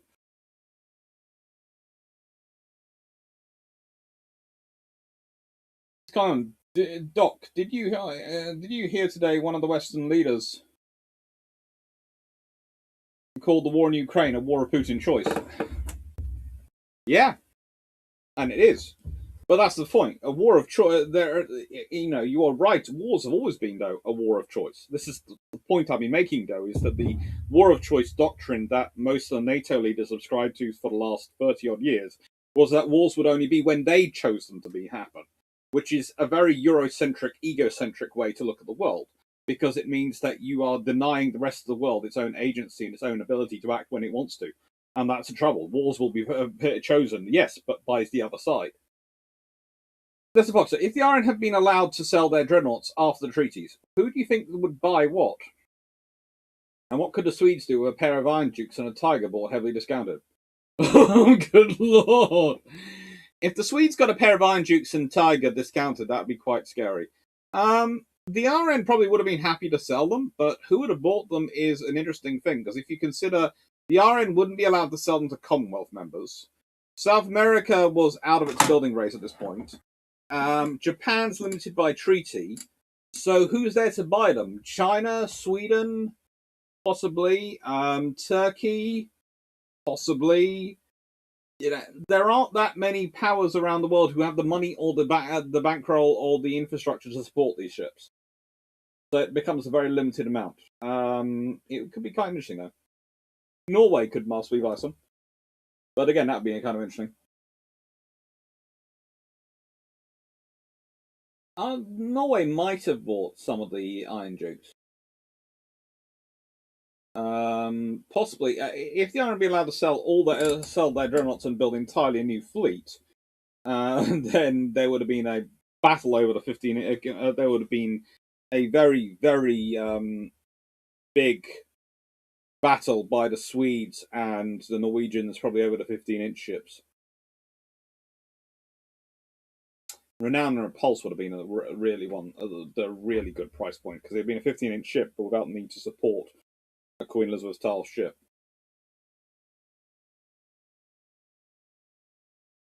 Thank you, Bob Fry. And look, has NATO's situation shown the world Europe is a bunch of protectorates to the USA with local defence forces? For example, British Regular Army and the King's African Rifles. Not really. They've shown that the forces have all allowed themselves to develop into the kind of forces which can't do much without everyone being in agreement and everyone being available at the right time, because all the capabilities are so intermixed. Which made sense, because it was a very nice way of cutting costs, but it's caused problems now. Colin Cameron, infrastructure to move troops around is a reason the British would rail us everywhere they could. That and getting tea out of India.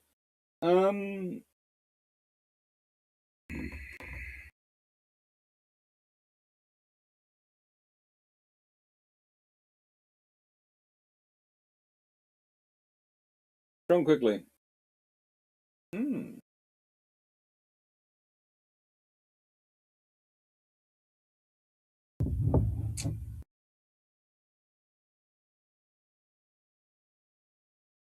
Guys, Ramator made an offer. The first leopards should arrive in 2 years. Huh. We'll see. Naval, actually, about half of the German force is grounded by lack of spares and maintenance, so they first need to get their stuff in working order. It's just, yeah, it's gonna be. Let's put it this way: if the Germans are actually up to speed within 10 years, I'll be surprised. 5 years, I think, is an absolute dream, and that suggests everything goes to plan. 10 years is probably more realistic. 15 to 20 years is probably what will actually happen if that actually happens.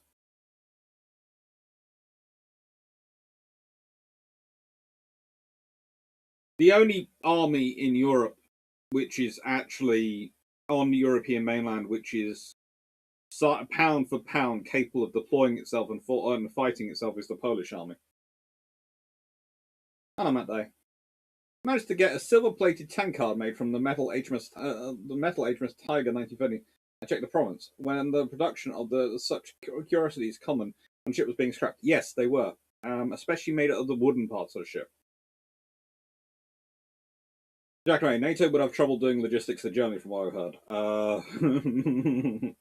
The only reason I have said they wouldn't have trouble doing logistics to Germany is because theoretically there are a load of bases in Germany which are actually the logistics hubs. We'll see.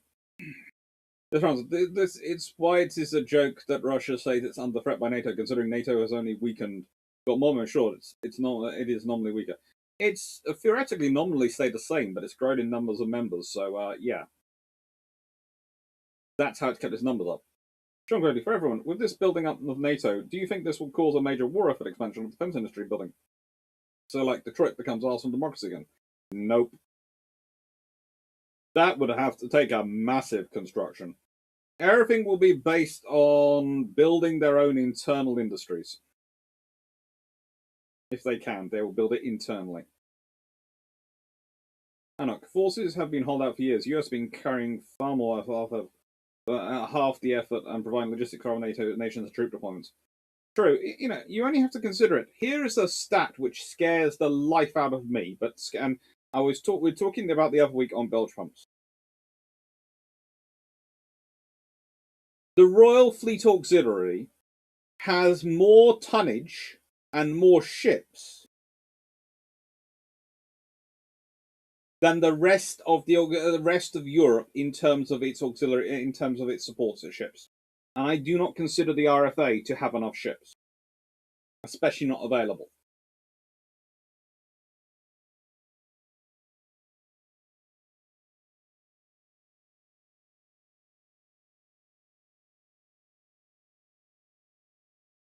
Dishano, what do you think the main concepts of Type 32 should be? Global mine warfare vessel, but with the abilities to second role as a surface, as a sort of escort ship, like the Type 31 is planned to be. Basically, Type 31 is going to be present ship / global war escort vessel, and again, that's what the Type 32 should be, sort of mine warfare escort.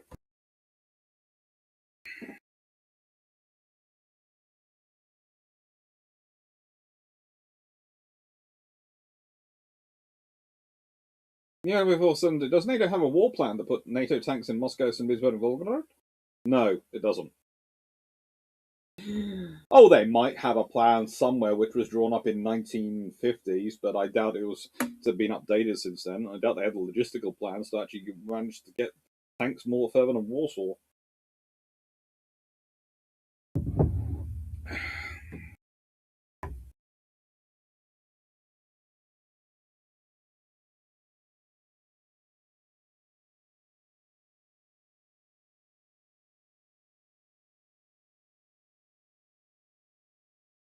Remember that it helps if you tell your senior officers before you go to war. It does. Yeah, and Polish infrastructure as well is very lacking, especially on our eastern borders. So establishing a no-fly zone would be impossible, but full-fledged ground invention, fail logistics. Yeah. And temperatures. Hood's turrets differ from those of previous RN battlecruisers and battleships. What's the benefit of this design change? What was the reason for diverting from the renowned QE turret? It was supposed to be more spacious and allow for faster loading, and basically it was supposed to be easier to operate them.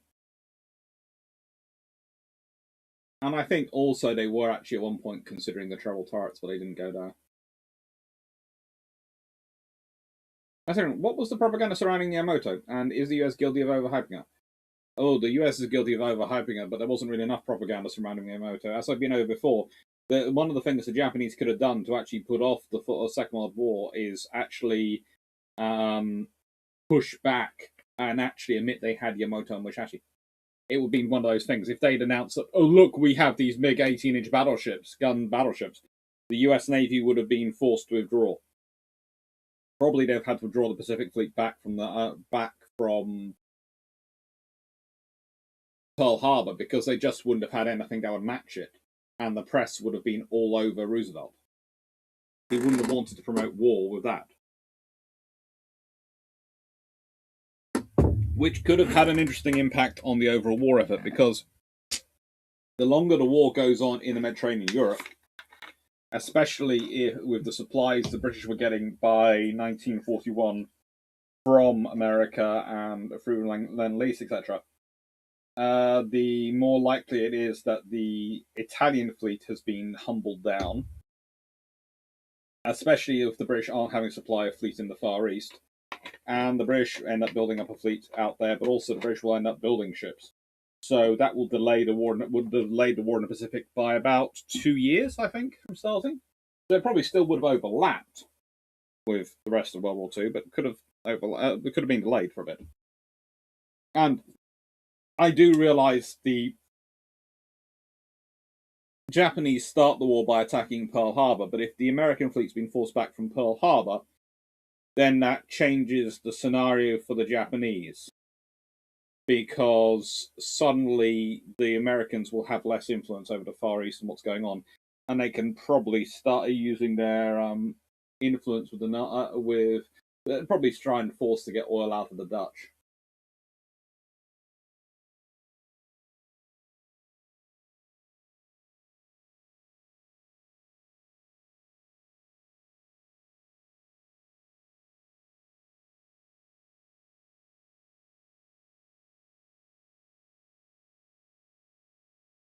The aforementioned Colonel Douglas McGregor said 2 days ago that Ukrainian army forces are in cauldrons and they should have already surrendered. Yeah, why?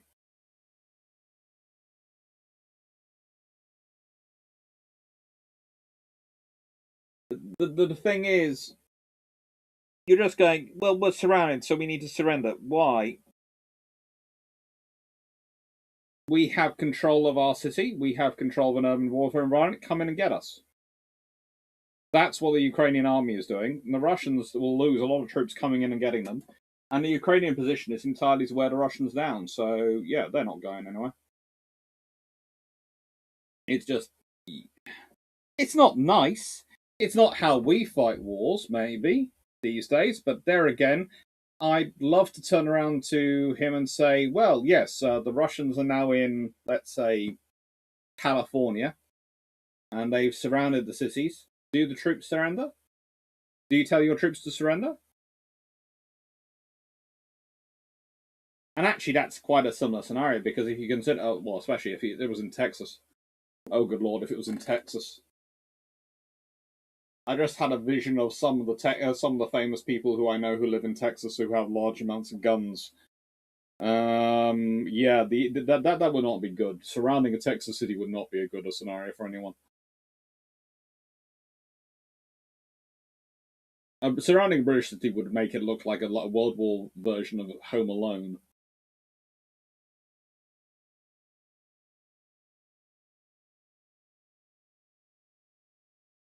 Like I said, do you think the US should have moved out of Germany into Poland, since Germany doesn't take defense seriously and Poland does and has a better relationship with the US?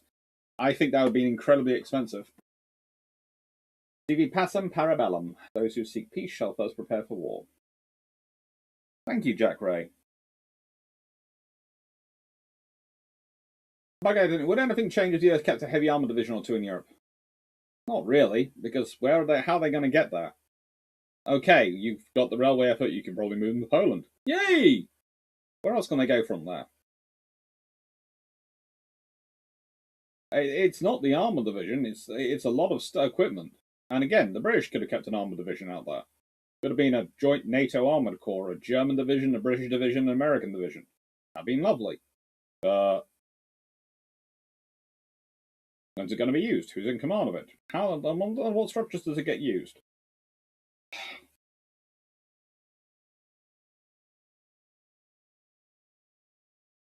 Not a wolf. Kegworks is the cheapest I've found for iron brew in years. Kegworks it is. I always support okay on military, but I do think offensive threat should be avoided unless needed. And if needed, you're able to. If you have no army, those who do rule you. Am I right that out of all the Iron World War I modernization, the hoods would be the most expensive and the most intensive that the Iron would have undertaken? If they had the choice, probably yes. It was being waited till they worked out what to do, basically.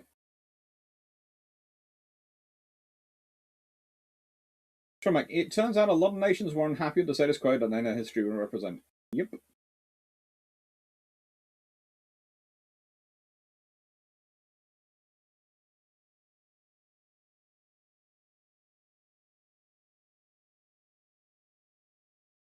Amazon. Sorry, Jordan. To paraphrase, I've always found a fully deployed carrier striker as the most effective negotiating tool.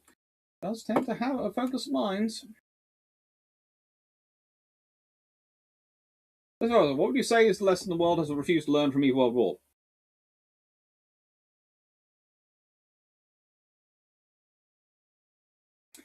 That no matter how fancy equipment, how much fancy equipment you procure, and how high techy you are, your opponent is usually roughly the same techno-wise, because you might be better in some areas, they're going to be better in other areas.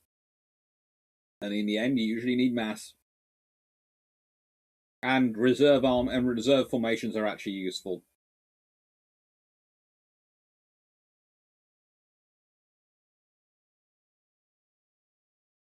Andrew, read your answer about Sweden buying 2 Iron Dukes and Tiger. If Washington Naval Treaty allowed the to sell ships to any country, say UK selling to the UK Commonwealth without counting them in treaty limits, who gets what ships for the signatories? Okay, well, the Royal Navy is going to give all the Iron Dukes, Tiger, basically any modern ship it's trying to keep. The Queen, if it's selling off all its ships, that its existing ones to replace with new ships, then the Queen Elizabeths are probably going to go to Australia or Canada. Australia might well get the Renowns. I could see Tiger and Queen Mary going. Tiger and any battle cruiser pretty much going to New Zealand and Australia. They would get them split between them. the older battleships, the 13.5-inch Iron Dukes, could well be given to India because they'd be a good thing for them to start with. Basically, you'd be giving them ships which they could crew and train up officers and men on. And if anything happened to them, well, they're not really that useful in a war anyway. They are good escort ships because they've got 13.5-inch guns, but you don't. If you've got a fleet of 15-inch and 16-inch gunships, you don't want your 13.5s in the front battle line. So they're going to be doing second line supporter duties anyway, so they're good training ships for them to have. And that's probably what they'd be doing. So you'd end up with a very, very low. The Commonwealth navies in World War II would have been massive. Basically, Japan and America's worst nightmare would have happened because there'd been yes, we have parity with the Royal Navy. And the Royal Navy would go, yes, you have parity of us. Have you met our friends, the Australians, the Canadians, the Indians, the New Zealanders, the South Africans? Pretty much every Commonwealth nation around the world would have a force of destroyers or cruisers or this or that. It would be a case of, look at us all, aren't we friendly? And the Americans would be going,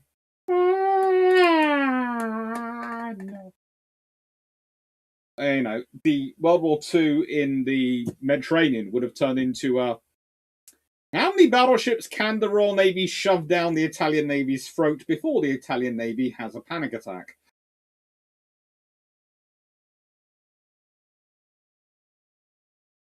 Bismarck would have come out into the world and gone, I'm at sea, and the Royal Navy's task group that turned up would have been like six capital ships strong, going, hello, we hear you're in the Denmark Strait.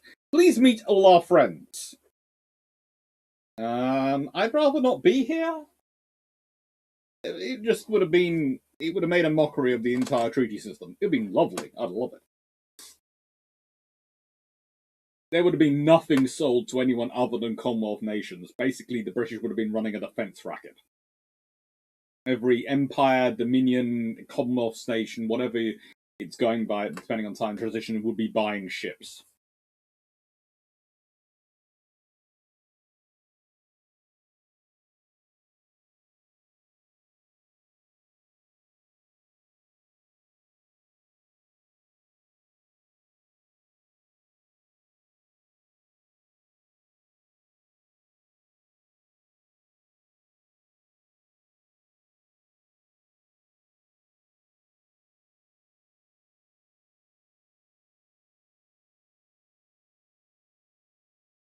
Conversely, that would probably mean that when the King George V's come about, or when they start building in the 1930s any battleships, the 1920 ships would probably go to the Indian Navy, which would mean, because the others could be upgraded far more easily, but the Indian Navy would need new ships.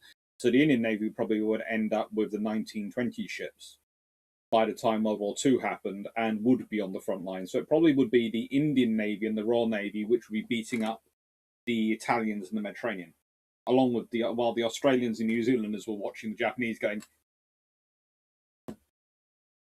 hello! 4C wouldn't be so much 4C as Fleet Z.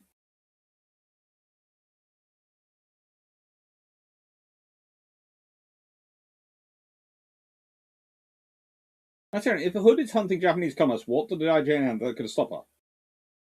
And would a refit Hood have exceeded 50,000 tons? Potentially, especially post-treaty drop. And what did the IJN have that could stop her? Well, theoretically, their whole pack of Congos.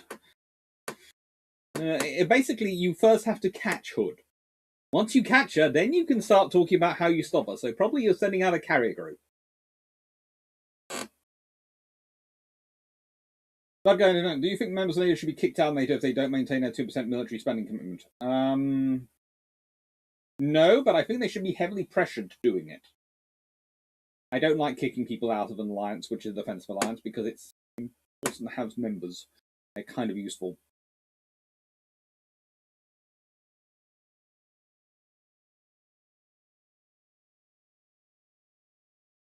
Senator Rule, this may not be used, but I found an article that says the US agreeing that NATO countries sending fighters to Ukraine.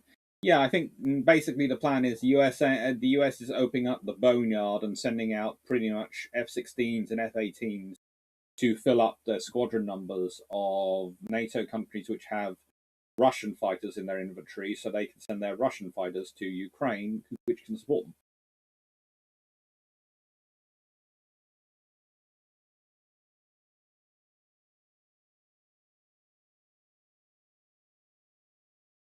Especially for shout. With regard to Ukraine, why have the West in general led them on to the point they feel part of Europe and then left them on their own way? Well, the laws don't tend to take part. Well, you see, I would say they haven't, but you have to remember what the issue has been. It's been the European Union was looking at expanding and wanted the Ukraine to be a member, and would in serious talks about that. But the trouble is, the EU likes to do a lot of talks and then it invests money. So once you become a member of the EU, then it invests the money and puts in the infrastructure which connects you into the EU. And then eventually you probably become apply to become NATO, which is different from the EU. The EU talks a big game in terms of defence, but they don't actually do anything. They do keep returning to the idea of a European army, but honestly, if that happens, it's one of those things. I personally would not want to be a member of a nation, a member of the European. Don't like the idea of a European army from the perspective of being a member of it, because I don't like the idea of the military force in Europe not owing its allegiance to the countries it's supposed to be protecting. Because at that point, you've basically handed over the European Union the keys to the city and they can establish themselves. But it depends how it's set up, because it could end up looking like the military force of the Republic in Star Wars prior to the Clone Wars, which would be probably what it would end up looking like, with every country maintaining their own national guard, and then there being a theoretical central army which would be incredibly weak. Or alternatively, it turns into something like the Empire, but we'll leave that to one side. there are, of course, a myriad of things in between as well. I will admit that, but those are the two popular ideas of where it ends up going. The trouble is, the European Union doesn't really do defence, and the amount of times they cause trouble with NATO, etc., because they don't really get defence spending, because in the European Union terms, they are reflective of the countries which make them up. And I always find it interesting, in defence terms, in Europe, there's only one country which really invests in logistics, and that's Britain. Poland invests in logistics, but that's mostly logistics for supporting their army. When you're looking at logistics in terms of air-deployed logistics, sea logistics, land logistics, all of them, the only real military, only real European power which really does invest in those heavily, still not enough, but heavily, is the UK. Which is one of the reasons why we have a lower teeth to spending ratio than maybe Germany or France. And I think any European army would reflect that. It would be heavy on the teeth and very, very light on the tail, and not actually able to go anywhere. And I think that's the trouble with that when the Europeans start doing defence spending. They're very keen to be seen cozying up and doing the teeth part. They don't do the infrastructure or that sort of part. I think that's part of the problem.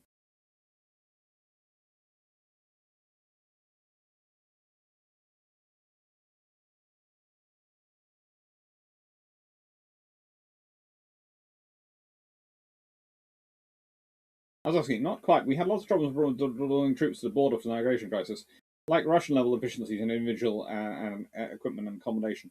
Yeah, but that's mostly because the Polish, the trouble for them is that most of their basing and infrastructure was set up to support a war going to Germany's direction, because it was set up during the Cold War period, not going towards Russia's direction.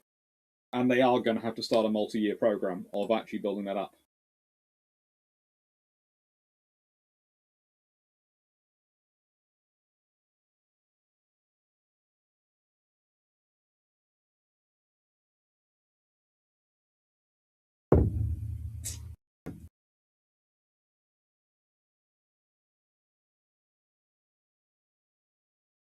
Actually, Hood's 15-inch allowed for all-angle loading, but it wasn't useful as imagined. It was supposed to be a great idea. Taiwan will have to do an Israel on nukes. That they would if they could actually do that, but pulling it off would be massive. Israel had an advantage of pulling it off because of the way that Israel's set up. Taiwan would have more trouble. Actually, didn't Hood's turrets also capable of elevating to 30 degrees from construction? Also, did the Revenge class receive such turret upgrades, increased elevation? I think they did it for Royal Oak, but I don't think they did it for the rest. And unfortunately, Royal Oak is off to the beginning of the war.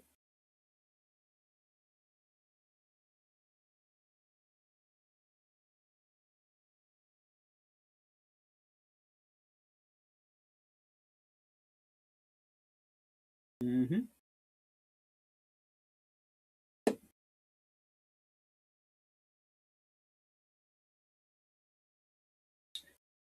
My theory on Poland being relatively well equipped to worked up is after getting steamrolled and subjugated by Germany and Russia in less than a decade. The USSR collapsed, they said never again. Yeah, that's pretty much it. If you want a good military to work with, go look at the Polish military. They are fun to talk to, and they are really hardworking. They have a really strong NCO corps. I mean, really strong. That's something they've worked really hard to build up, and their NCOs are really good.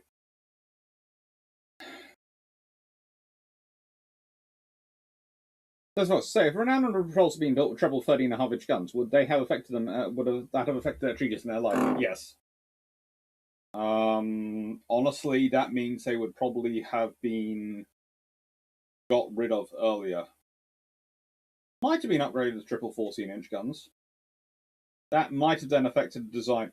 If renowned repulse had been upgraded to triple 14-inch guns under the London Treaty, then the odds are, if you go with 14-inch guns for the King George V, you go with a 12-gun 14-inch setup, which will have 4 treble 14-inch guns, rather than 2 quadruple turrets and 2 double turrets, or 2 quadruple turrets and a double turret. Or what they were planning originally was 3 quadruple turrets. So if you design it around, you design KGVs around 4 triple turrets, you could probably do it on the weight still, and that would provide probably a far more efficient design and a far more capable design, because you wouldn't have the issues of the quadruple turret problem. So you'd have treble turrets, and treble turrets are something British did understand thanks to Nelson and Rodney. And if they'd had the treble around repulse, they would understand have treble turrets. A lot of experience sorting them out, so they probably work well, which would probably give them an advantage. Plus 12, 14-inch would not be a bad setup. Well, not as good as 12, 16-inch, but still pretty good.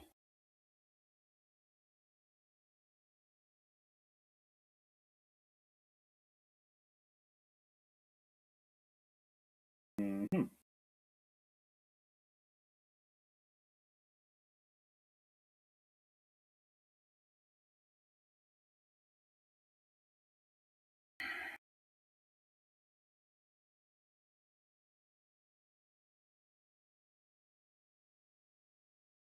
So, how many troops did Russia and the Assad military regime lose on the siege of Aleppo? There are so many conflicting reports, no one really has a clue.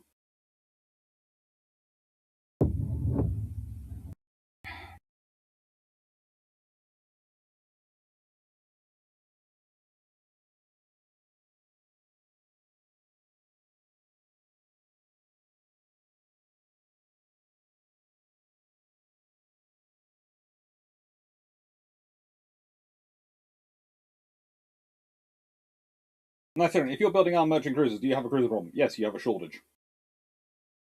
That's it. Hang on. I'm going to get it to show timestamps so I can work out how far behind I am. I'm about 20 minutes behind on the questions.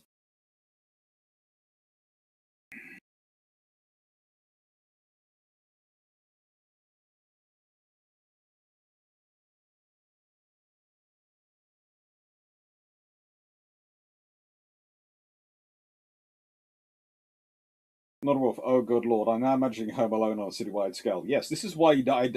Nicest way. That is what you get in the UK if you try to invade our cities. We might not have guns, but we are a nation of bodgers. We are a nation of garden sheds where people start inventing random stuff.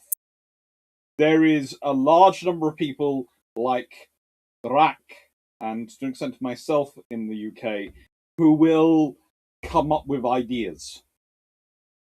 They may work, they may not. But the thing is, you'll only find out when you go through them.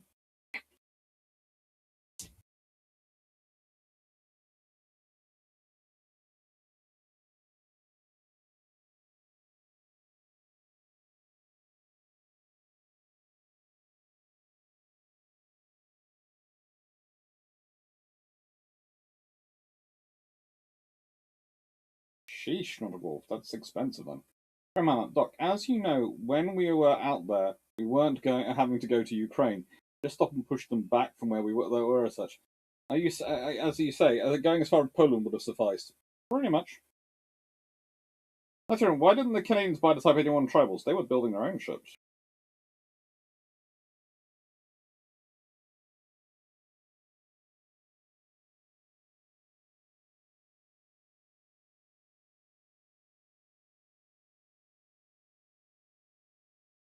That's right. If armor on warships continue, how likely is it very strong but lightweight armor might have been developed? They'd have certainly worked on it. Wherever it would have happened would have been depend on metallurgical science. Give me a second. I just heard a bang. And while it's going I'm going to put up a picture for you all. While I go check on it. To find out what that bang was.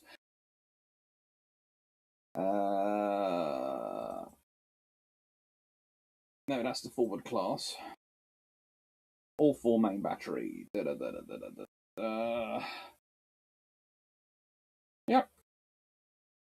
While I'm quickly checking on a...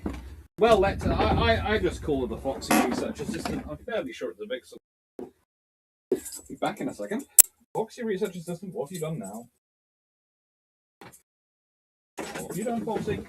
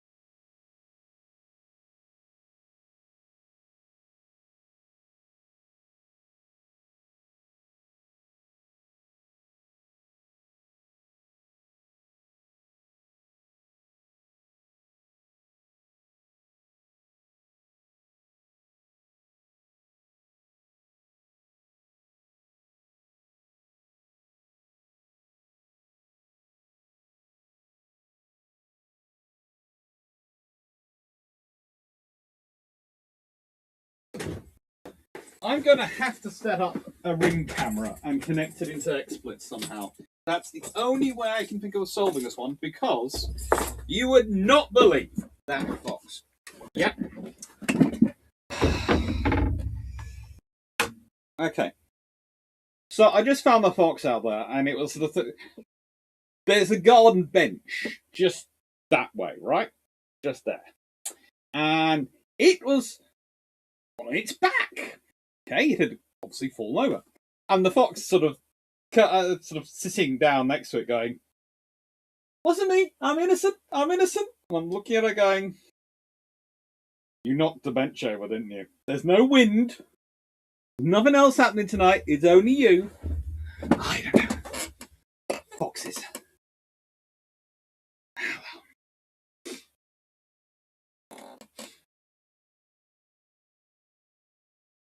All right then.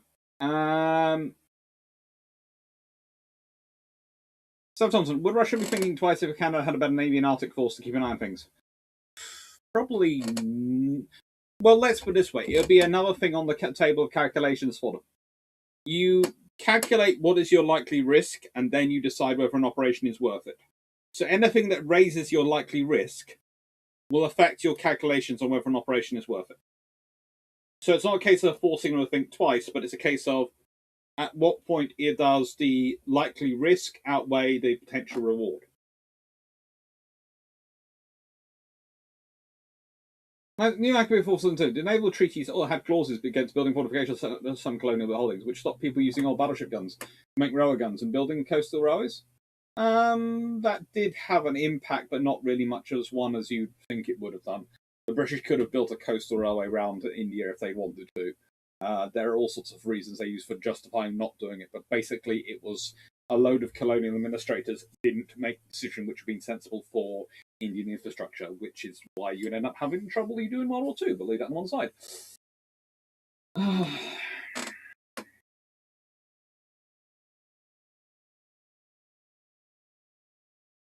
sometimes wonder if smaller countries build really well armed and equipped and trained Coast Guards and National Police Force to back up the army when things go hot. Yep. Interesting. Hello, Italy. Have you met Wolfsburg? Not a wolf. Along the lines of rapid, what considerations are there for civilians providing intelligence? Is it a Geneva Convention issue? What protection do civilians have, if any? What about the Russians? I know it'd be abhorrent for them to attack, but are they legally justified? Okay, so here is the rule. If you are a combatant and you are not in uniform, you are treated often as a spy. So that's what affects you in Geneva. Basically, if you're a civilian, your entire protection is to stay as a civilian or to get a uniform, and then you become a member of the armed forces. You have protection as a member of the armed forces. You are supposed to be treated according to certain Geneva rules. That doesn't always happen. You have protections as a civilian. Again, that doesn't always happen. Anything in between on that spectrum can get you into trouble. Which is why, if ever you are visiting a warship and you are a civilian, make sure you have your passport on you. Because if their ship does a port visit, it has to do something. If you're going, let's say, in the UK, and if you're on a Royal Navy ship in the Channel, that's lovely, and it suddenly has to make a visit into France, and you have to get up for some reason, trust me, you'll want your civilian passport on you. Because it'll make life a lot easier to get back home. You'll have a lot less interesting random questions from the French authorities.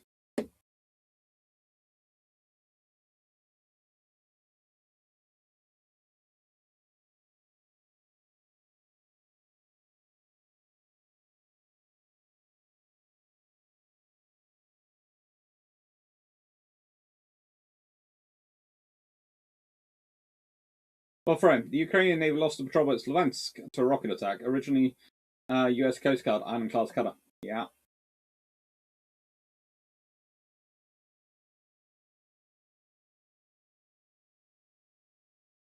Now, I will remind everyone, I've said I'm quite happy to let it be discussed because we do it on bilge pumps and those things, as long as we keep polite and respectful of each other. Okay? That's the one of the point of Bruships. We'll have these kind of discussions, but we keep it polite and respectful. Because that's the best way we can learn, and as I said, no dumb questions. No genuinely, and there's no genuine question is ever a dumb question if it's a genuine question.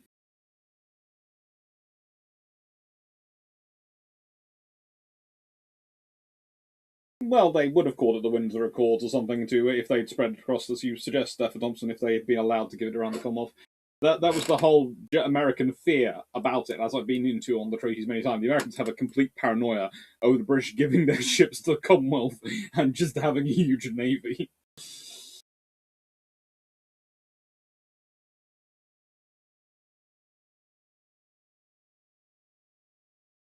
Okay, had read where Poland is giving Ukraine 12 working MiG-29s immediately, and the US is giving either Poland or Ukraine F-16 Block 52 jets. They're giving Poland the F-16 Block 52 jets. So basically, the US is giving Poland F-16s because they can support F-16s, and Poland is giving their Russian origin aircraft to the Ukrainians. Hi, Jarrett.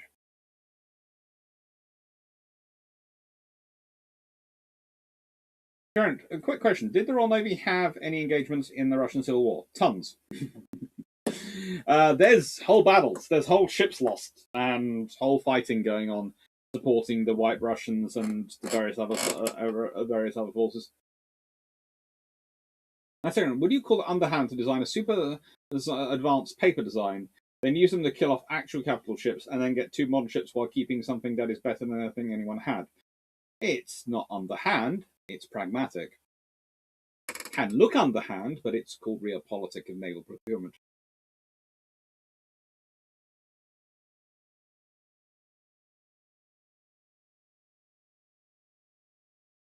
I looked at the cost of scrapping the four never completed US interwar battle cruisers, and the last two were very expensive to sell for scrap. In today's money, they cost $1 million plus to send to scrapper.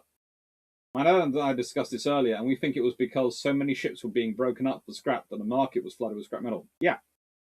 Basically, they'd have been far more sensible to hold on to them for a few years, but they couldn't do that on the terms of the treaties.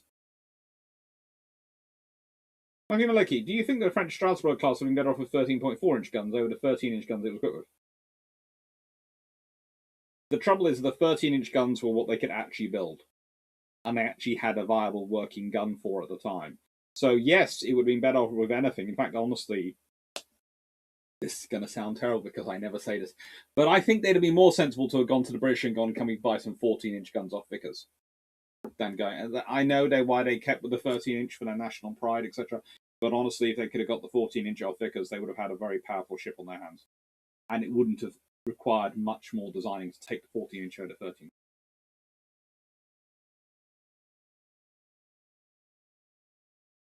So, Tech Teams 26, hello. Why didn't the RN consider converting their other surviving 13.5-inch gun battlecruiser like Lion, except for Tiger, into aircraft carriers? They could have negotiated for more CV tonnage versus battlecruiser tonnage. At the time, you have BT in charge, and BT is not quite the aircraft carrier prophet, or even really the global wolf. Let's put it this way: BT is just not that bright. Okay, there are many things BT is, but strategically, he's not that bright, and he doesn't see the reality. I myself would have used the tack that the Britain needs more aircraft carriers than other people are allowed under the treaty. Because, in this way, if you're keeping us to the same cruiser percentages and the same battleship percentages, we have all these oceans we need to protect our trade on. So you either allow us to have it, or we can't sign up to the treaty. And I would have gone for the carriers, and I'd have converted myself all the G3s.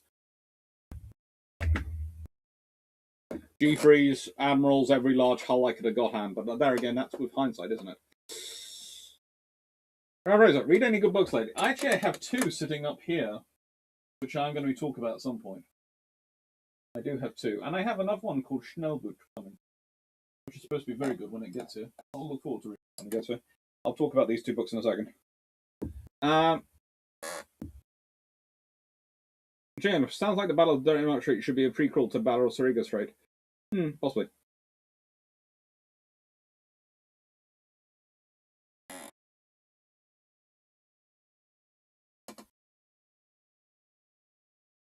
Oh, good lord, we got a long way.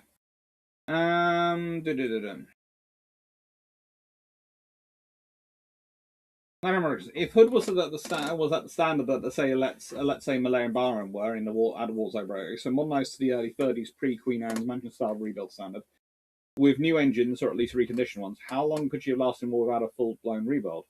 Assuming she handled pretty gently for the rest of the 30s. Maybe remove the conning tower and use the weight for something else. She could probably survive most of the war without a major rebuild. Especially if it would depend how much of their tech she'd upgraded. If they'd given her enough power generation supply, she could be quickly fitted with radar, then that could be quite interesting.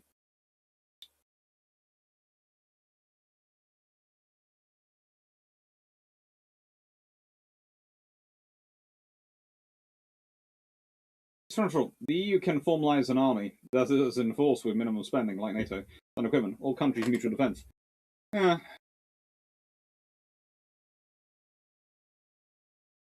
I'd love to see them enforce it, though.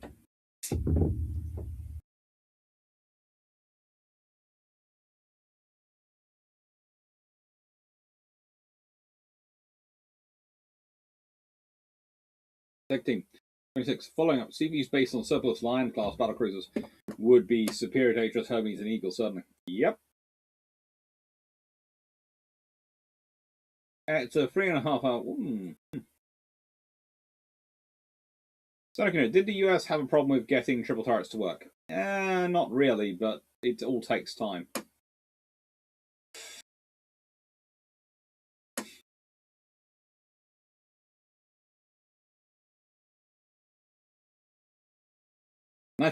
We can debate the what ifs of the Denmark Strait till the cows come home, but it doesn't change the unfairness of the battle. Well, theoretically, on one side, if you look at it just on the stats rate, the unfairness should have been all British to German. It should have been on stats. It's a lucky BB.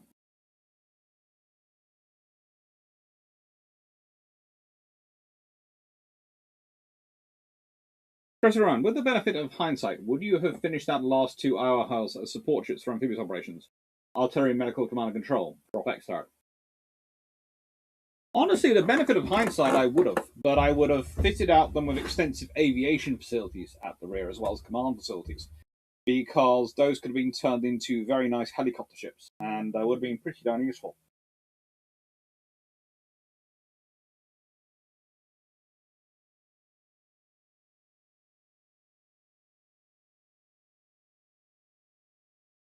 We will leave the Greek fire experimentation to one side, Anok. Pete Dawson, ideas like iceberg equals aircraft carrier. You can have all sorts of fun.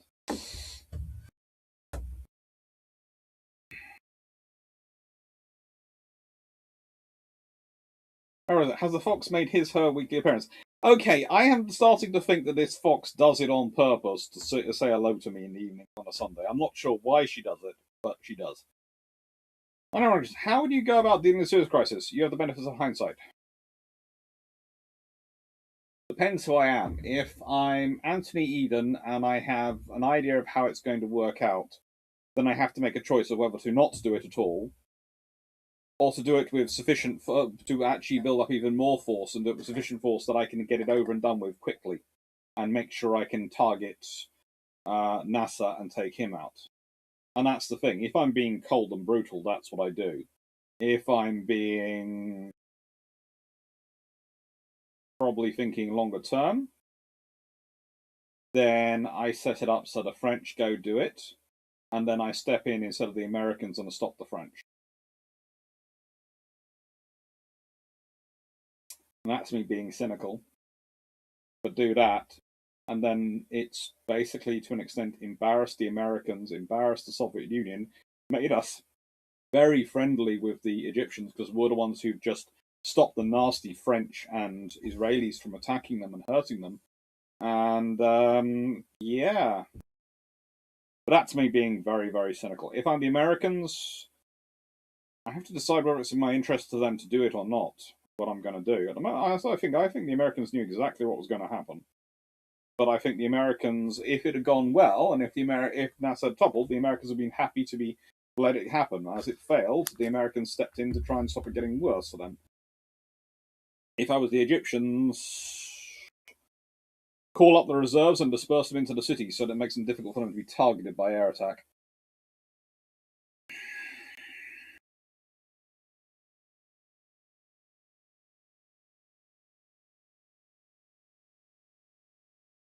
Wonderful. When designing the Dunkirk class, why did the French go for a 13-inch gun and not a modern 13.4-inch design? Then kind of Bretagne class. Why get another in a size of shell and logistics?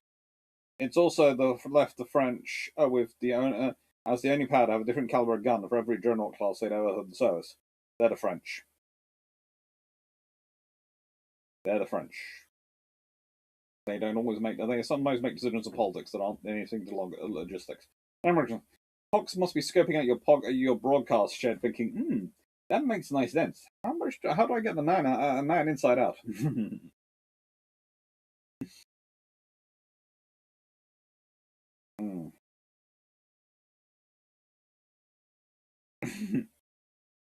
Guys, Pixar, it never happened. Well, as said, I'm going to figure out a way to get I've got to figure out a way to get the ring camera, I think, because that would be the best sort of system for it, to hook into XSplit, so I can have a ring camera, and we'll just call it Fox Cam, and it'll be sitting in this corner, and you'll be able to see what the fox is up to. Hopefully.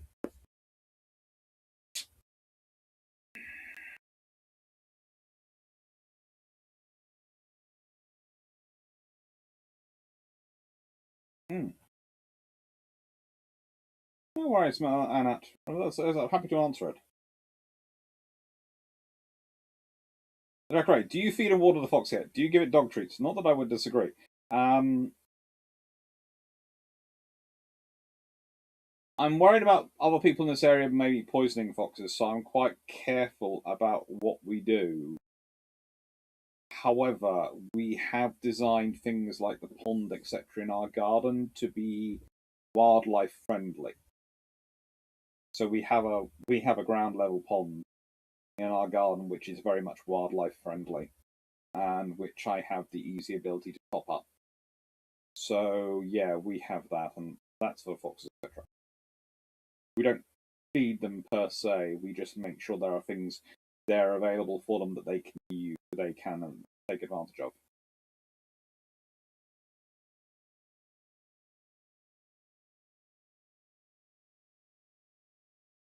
Mm-hmm.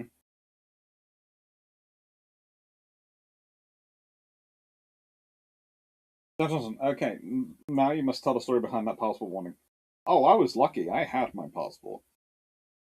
My friends didn't. And I had the passport because my dad had always told me that. And he used to go on regularly on ships, and they go, "We're only going to be staying. We're going to go out and come back to the UK. That's fine." Oh, I'm in Norway now. Okay, fine. My dad used to be all sorts of things. He had free passports at one point, all the basically British passports, but he managed to basically say, "Can I secrete them around my clothes so I always have one to get away?" It was always good. He had the passport he'd handed in. He always was good when he was required to hand in his passport, so he couldn't travel anywhere. He was working on something in a foreign country. He'd hand in his passport happily. He had two more sitting in various places.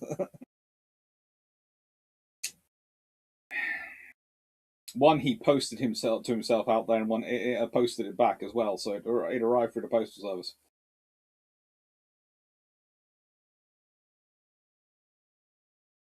And before anyone asked, yes, he was just a naval architect, but he didn't trust some of the countries he went to.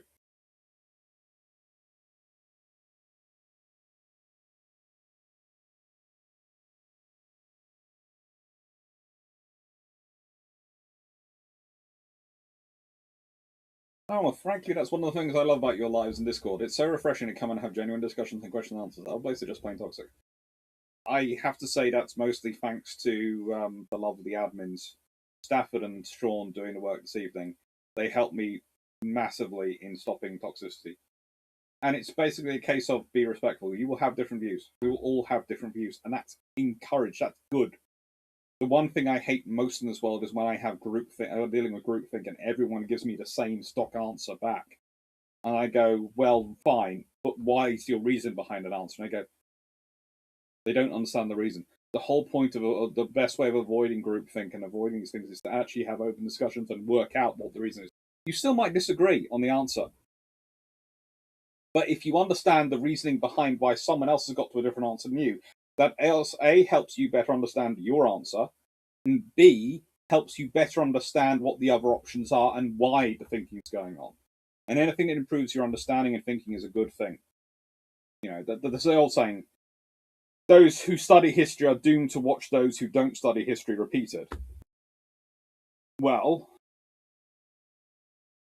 the problem is the historians aren't doing enough, and I will put this on the historians, aren't doing enough to make sure that the study of history is common enough and wise enough to make sure there aren't enough of them who do actually understand history to avoid it being repeating, at least the big mistakes.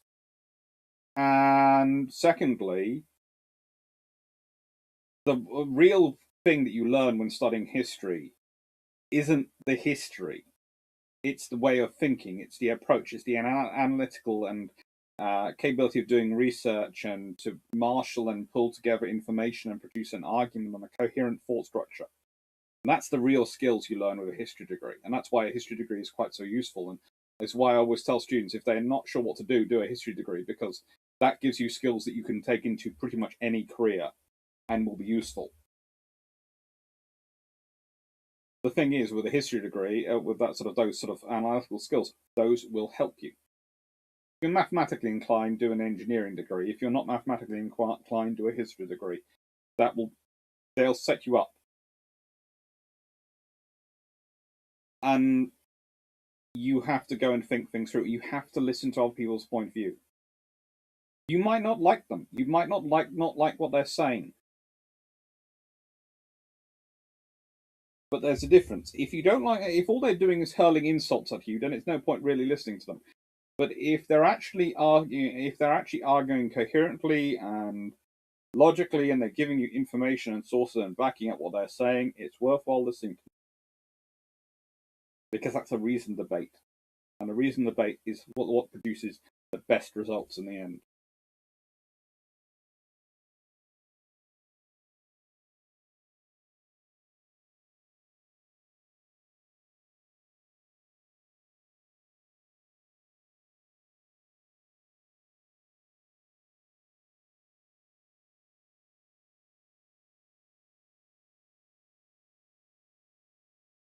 Hi, Paul Westwick. No worries.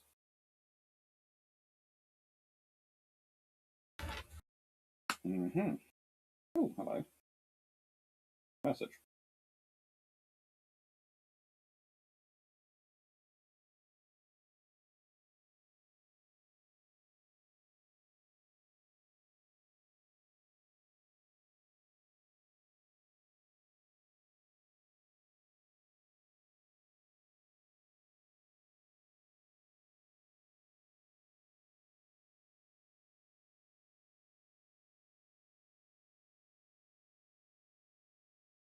Sorry. It is a question from my mum going, what? A question from my mum going, what's the fox been up to now?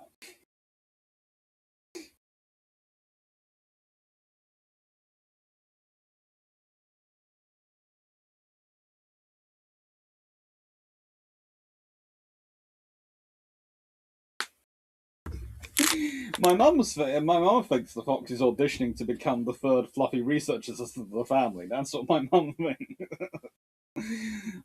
She shows up mainly when I don't have a fluffy research assistant out here. I think my mum thinks she's just showing up to go, hello. You don't have a fluffy research assistant? I'm here. You have me.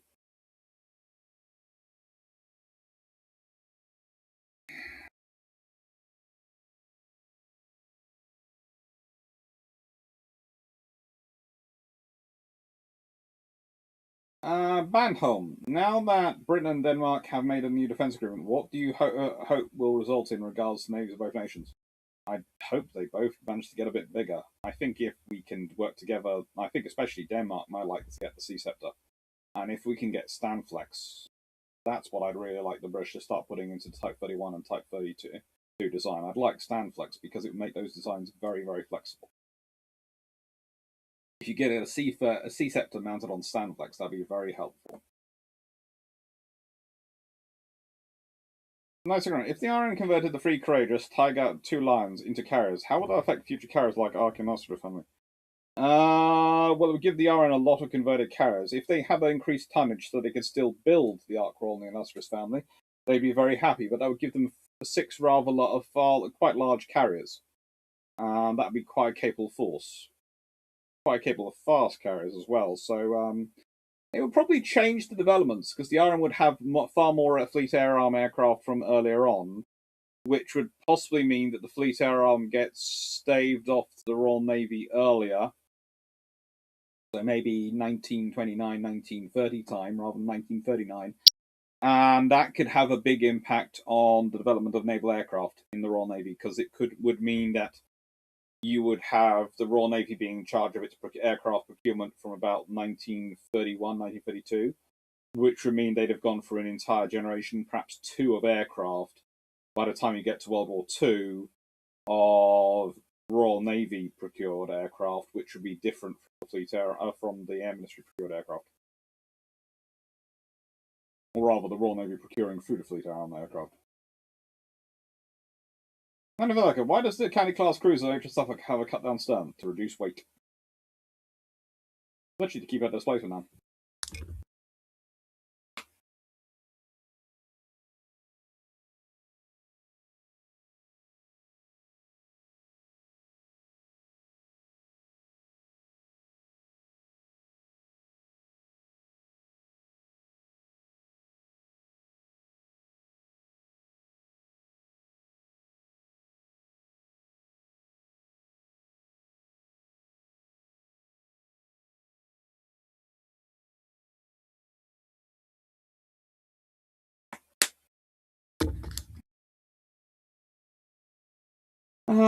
Let's see.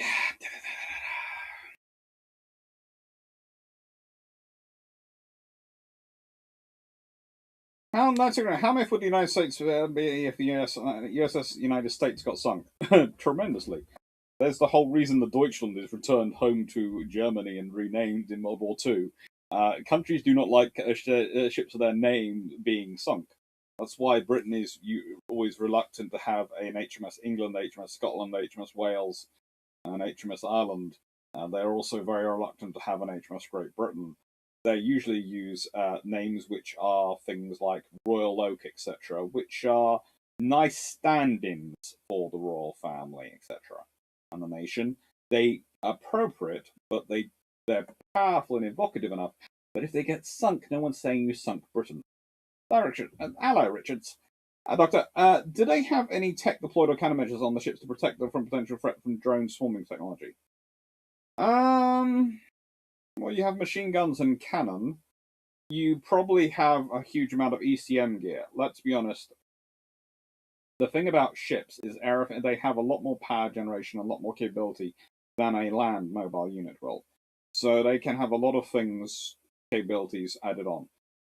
I do know there are some fun stories. If you go and watch one of Drax's videos, he gives you the stories of him him doing some of his photography down in Portsmouth, and how his drone has ended up being shut down by various overactive protective people of it, because they're worried about his drone operating quite so close to the grey ship. So I presume electronic some of those means are being used.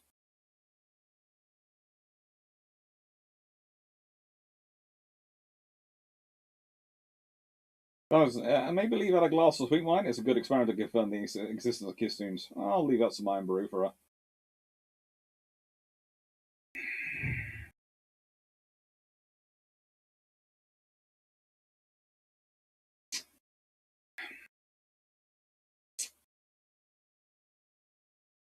However, Discord tells me hardware is the limiting factor in how many and how fast warships can be built. Why? Other than the transmitters, aren't we just looking at a collection of integrated computers? Yes and no. There is also limits in terms of how quickly you can build the hardware, but it's also getting the computers to integrate and talk to each other. There is always the theory of setting a computer system, but if you've ever tried to plug a new printer into your computer or anything like that, you'll know that usually always takes longer than you anticipated it. It's never quite a smooth run process, and it's kind of the same. It's same, but on a far grander, far more complicated, integrated scale. When you're talking about warships, you will spend a good 6 months getting those computer systems to be happy and actually work together happily. And even then, they'll have a desire to cause trouble on occasion.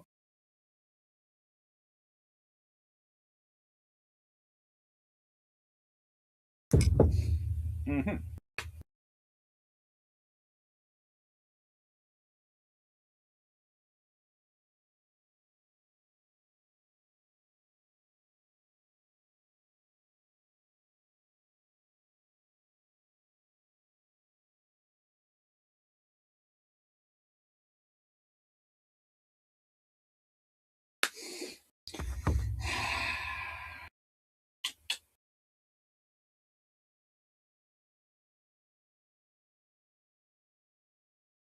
Today on the Great Ancient Countryside, proxy researchers are conducting arenas for some party whilst the good doctor is away.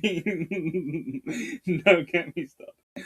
Oh, alright. Now, if the Dunkirk class ships joined the Free French Royal Navy in 1940, at any point after that, prior to December 41, would it be advantageous for the RN to rearm them with Focus 14-inch? Probably, because otherwise they'd have to find ammunition for them that fits the 30-inch spec. Yeah, my dad, man, as Stafford Arms, my dad did manage to get into some random problems around the world.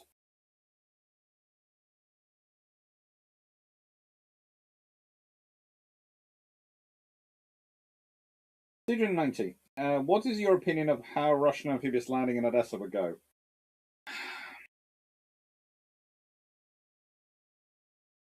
One of the things about Odessa is they have a lot of. They do actually have quite a big factory in that area, which produces a lot of sea defenses, as in those tetrapod sea defenses you see, and the big concrete ones. They suddenly seem to be spreading those around to quite a lot of places. So my idea and opinion is that it would be quite interesting. It's going to depend on the troops there, but also I noticed one thing we've seen a lot. We haven't seen much of the Ukrainian armor and Ukrainian sort of warfighting units in terms of those. And I have a feeling they're all tucked in the major cities.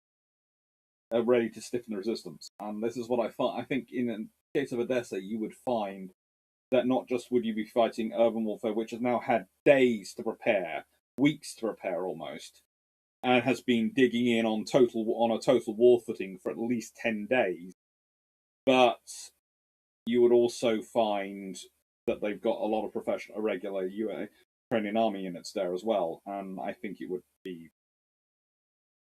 Let's put it this way: I think they would get ashore because they have sufficient fire support for that. How far they get once they were ashore is a completely different. It is a completely different equation.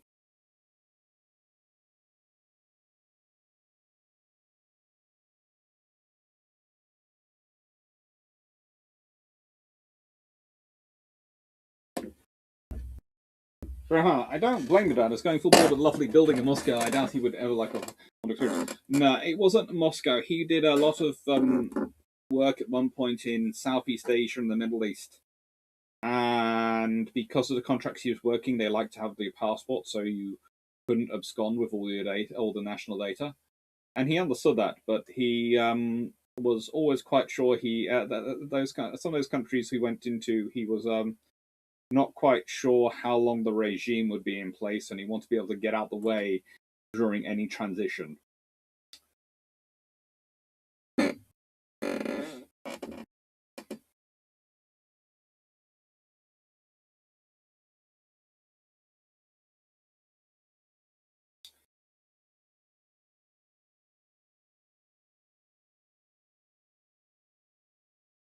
No, he got the third. I'm not sure quite how. I think it was this was decades ago, but this was in the sort of. He used to have three. Must have been in the 1980s, early 90s. Possibly it was something's work with the British government. They said they let him out of a third one. I'm not sure.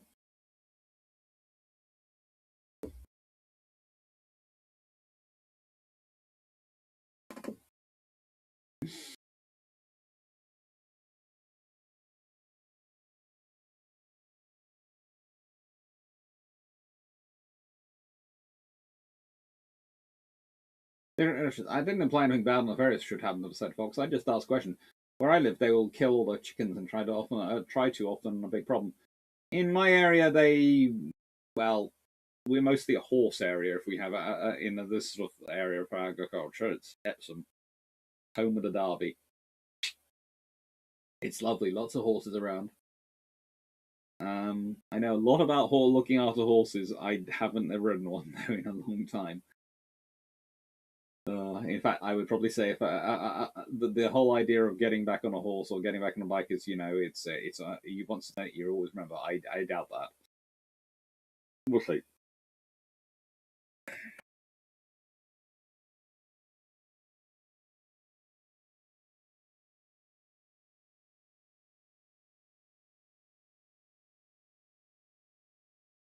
I don't know. What if the Washington Naval Treaty, the capital ship tonnage, capital ship and battleship is one pool, and the navies can choose the ratio. And battleships have the same, and carriers have the same tonnage limit on an individual ship basis of 335,000 tons. Oh. You mean if carriers were linked into capital ship tonnage? Ooh.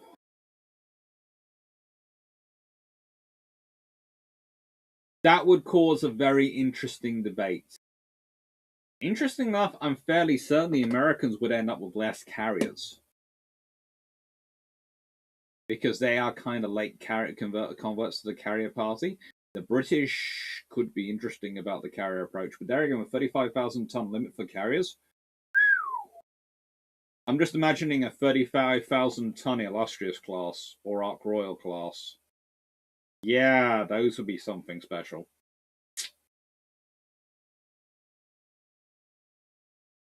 Andrew, weren't the latter three armored carriers better suited to long-term operations, being able to handle large aircraft better? To an extent, yes. But it's mainly they could transition more to supporting jets and those sort of things better, it was felt, because of their large size.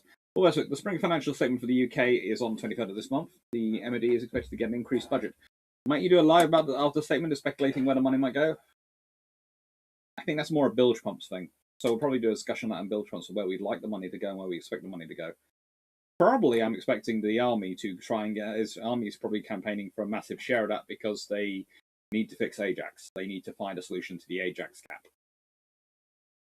And the trouble is, the best solution to the Ajax gap would be if they wanted to maintain Ajax, would be to upgun Warrior, which is a program they cut not that long ago.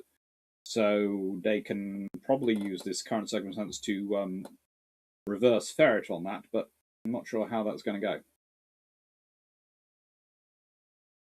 So Bismarck we're facing not Swordfish, but something much more powerful and lethal than the Stringwings. Yes. Doc, what sort of impact do you think the RN using its right on Navy Treaty to replace experimental carriers would have had?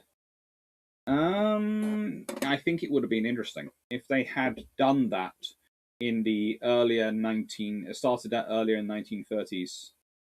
The Royal Navy could have had a very interesting carrier group by World War II. They already had the most carriers in the world, but they could have also had the largest carrier largest and most capable carrier force in the world. And that's the thing. They had the most carriers in terms of ship numbers, but by 1939, they had 7 aircraft carriers in the service, which was more than pretty much everyone else. But yeah, it would have been interesting, let's say.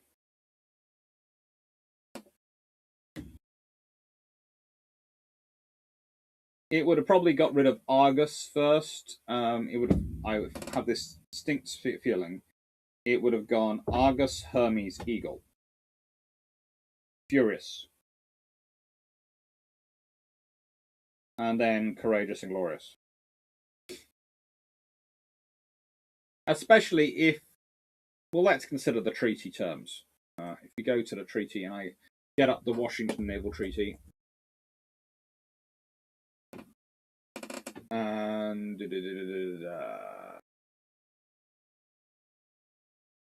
terms of the treaty,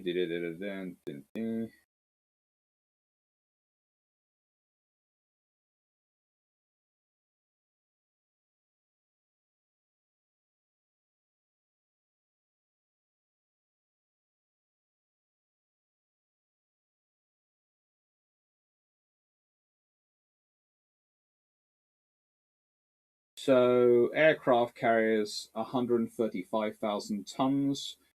And as I've said, the Royal Navy is actually allowed. So if carrier tonnage is included,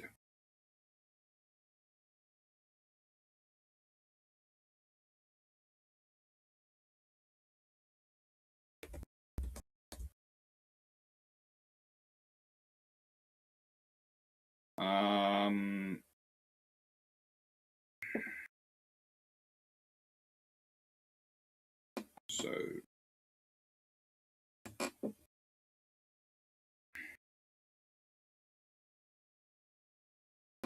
equals that plus 135.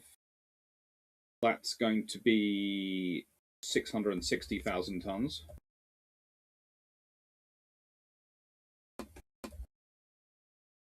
If we go to the 558, and we'd probably be actually adding on 100. Well, let's round that up a bit. So that would equal 700,000 tons. And we're all allowed 35,000 ton ships. So divide by 35 equals that divided by 35.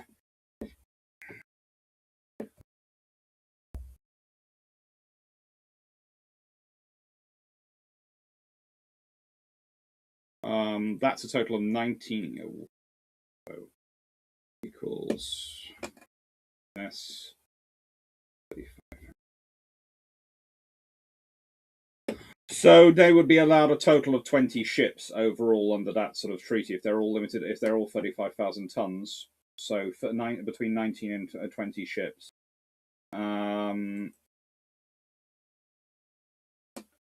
It would be interesting. It's a case of what would you do, though? You wouldn't build an all battleship navy because no one's going to be that stupid, and especially not the British. But for the British, that's going to be that's going to be a lot of limitation on ships.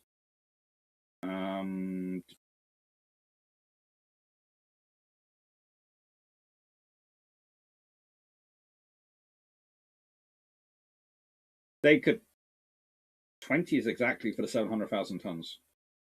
So 20 surface ship.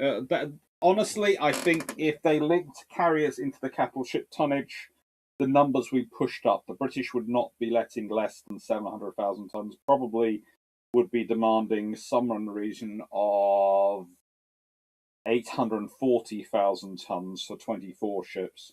And you would probably see a Royal Navy with 8 carriers and 16 capital ships. So, yeah, that would be what the British would go. The Americans, who knows what they'd go with. They would probably end up with slightly less. They'd probably end up with about 4 to 5 carriers, the rest capital ships.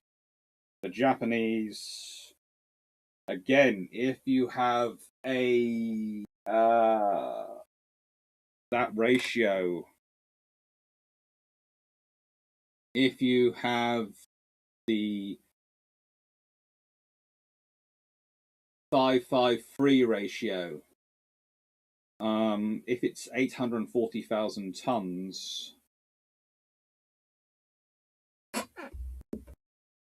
well, actually, let's say we go with 875,000 tons. That would be divided by 5, because that would then that gives us a nice easy one. So it's divided by 5 times by divided by 5 times by 3.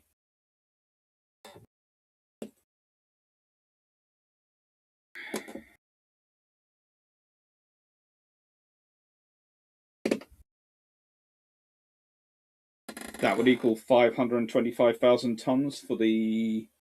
If it was 800, if you go with the 875,000 tons, which would give you 25 capital ships each for America and Britain, and you do the 5-5-3, you end up with 525,000 tons for the Japanese, so the split over carriers and capital ships, which goodness knows what the Japanese do. That's such a big change. It just would boggle. It would take me a while to figure it out.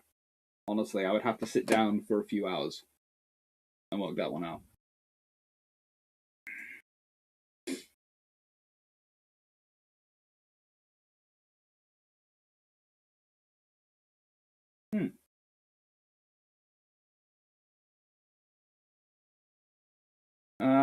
When the Army was modernizing armor carriers on infantry, why did they go with Victorious instead of Indomitable or potentially Indefatigable and Flexible?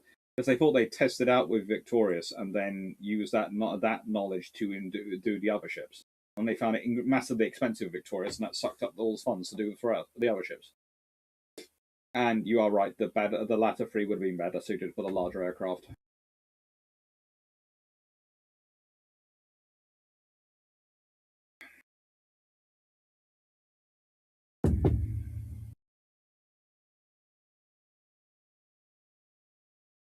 But replacing experimental carriers, yeah, you would have had you would have a lot of them.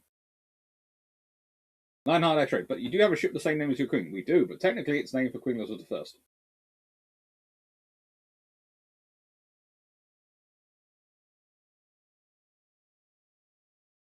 I. Not sure if you have previously covered this, but why does the County class not have a transom or cut stern? Originally, it's because of the design of cruisers and what the British wanted to put them in an image in their putting forward, and then eventually it's just because it's the standard thing.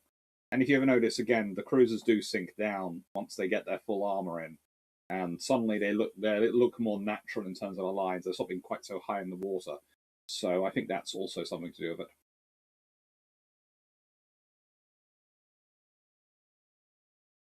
Hello, Yukas.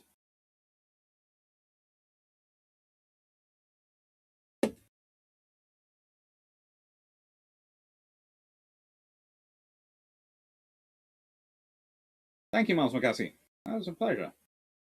I like doing good discussions. Why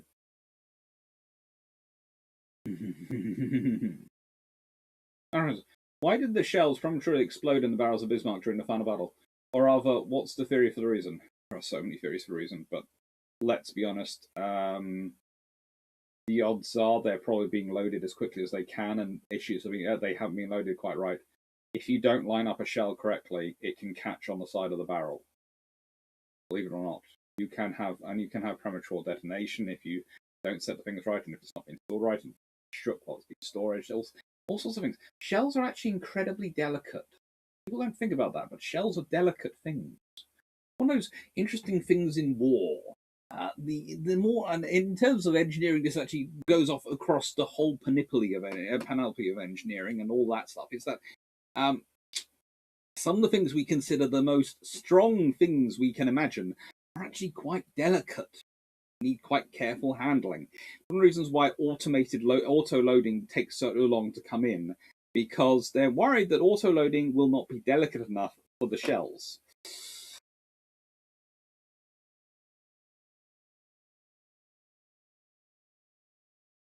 You're asking, Ukrainian army also has Neptune and shipment shells, which they must be holding reserve for an attempted landing. Probably. Probably sitting in Odessa, ready to go. If they're there. I don't know, was Hood blowing up in Denmark just impossible to cover up so they let the press find out? No, the Germans would probably accept the high command. High command probably would understand how the vengeance the British would unleash. But also, the British policy on the war was often to release this stuff. They tried to hide what they could, but they had a very pragmatic when they couldn't hide it, let it out. Because the cover-up will cause more trouble than the actual event. Okay, have any of the museum ships had a complete survey in out done with computerized automatic laser measuring systems to get an accurate model to compare to the original plans? I'm not sure about American ones. I do know they've considered doing it for Warrior and Belfast, and they have done something for Victory. But I'm not sure if they use LiDAR for that or not.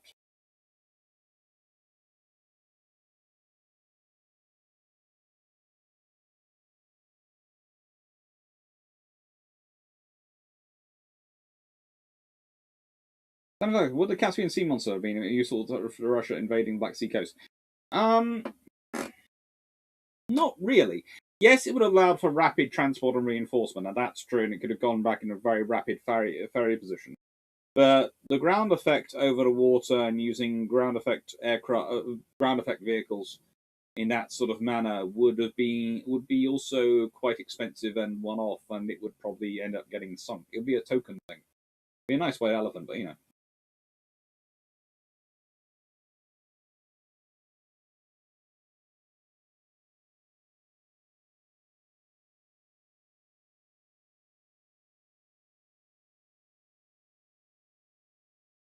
Which countries? Come on, spill the beans. Southeast Asia. Name a country in Southeast Asia, and my dad probably worked there at some point, barring Burma. He was never, whenever they offered him, no. But he did work with the Philippines, Singapore, Malaya, Vietnam at one point, I think. Yeah, he went all over the place. Basically, he just won all of them.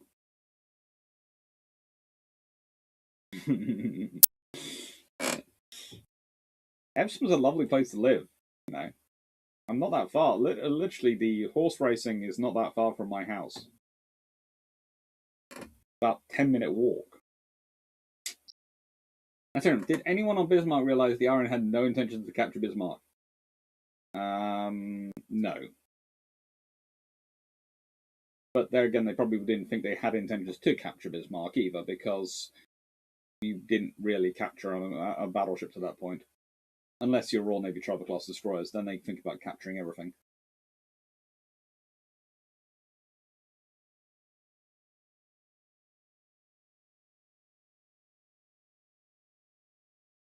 What vintage car station? Hey, VCH. How you doing? Ladies and gentlemen, I'm giving a lecture to Canadian members of the HCCA. One of the cars we'll talk about was built in 1985 on a wind-up. Yep, like a toy, set full size. Any ships tried out? No, I think some small boats did. I think there was some pleasure craft which were based on that. They were sort of lake boats, kind of like, you know, those modern swans.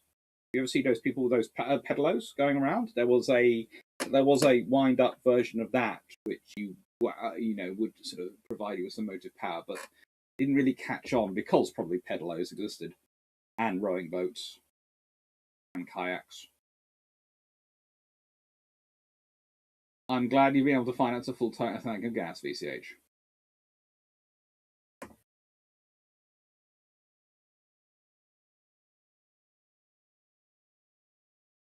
Well, all the warrior upgrade prototypes were scrapped about 6 weeks ago. Yeah, that was 6 weeks ago. Let's hope they haven't been scrapped completely. Oh no, actually no, that probably makes it more likely because then they'll have to rebuild them from scratch. More money.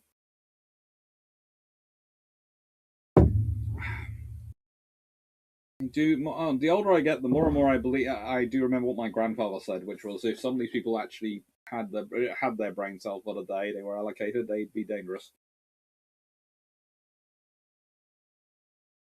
Mainly tribals, but was consideration given to retrofitting later model battles and bearings and missiles? Yes.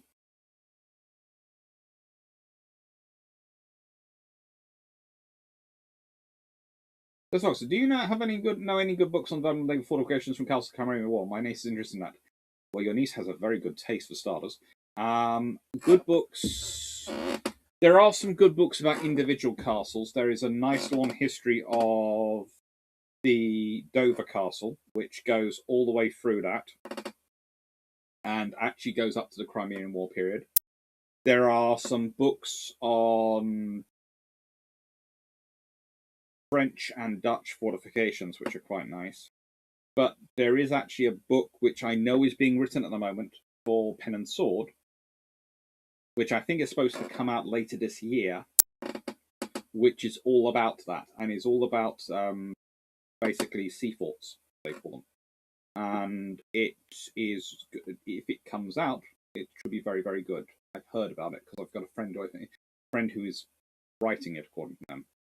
So I haven't heard about it from Pen and Sword. I've heard about it from the person who's writing it. So if everything goes to plan, that's out later this year, and that should be very, very good. But Dover Castle, there are a few histories of Dover Castle, and they cover that period.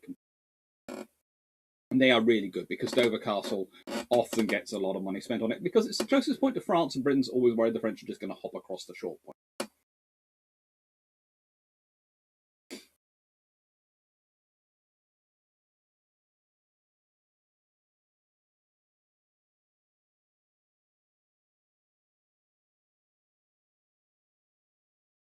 Okay.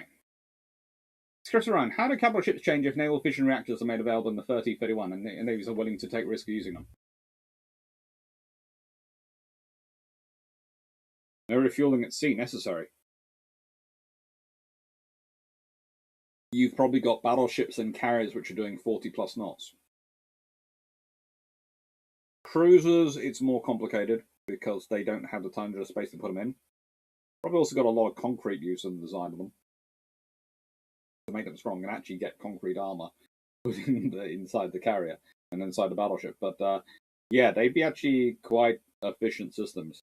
Very, very powerful steam turbine probably used. You'd be talking like early nuclear reactor style systems, which instead of being electric were turbine used, turbine powered engines. So yeah, you'd have very, very high pressure turbines. 40 plus knot capital ships. Basically, your King George V's, your Iowas, and your Vanguard and all that stuff would be very, very fast ships. And they might retrofit things like, well, you could probably retrofit Nelson and Rodney quite easily in that circumstance. Because again, you don't have. If you're thinking about it, if you've got a nuclear reactor, yes, it's going to be a weight, but you can take out all your engine boilers, and you can boiler weight, and you can take out all your fuel weight. Although you're now going to have to import more water for armor. But you need plenty of water to keep those engines going.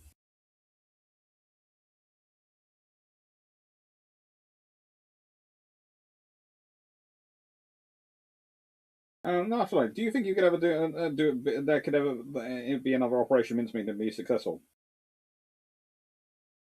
Probably because the whole point about Mincemeat is it's so far out of the realm of normal things people would do that people don't naturally consider it a likelihood.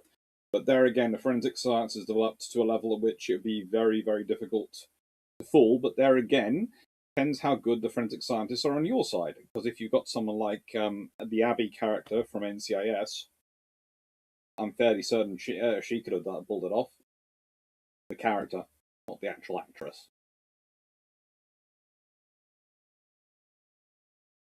It's not politically correct, but a modern nature Cossack would be a race right now. I think Cossack could get away with that. I think there are other names which they have trouble getting away with, but a Cossack they could probably build.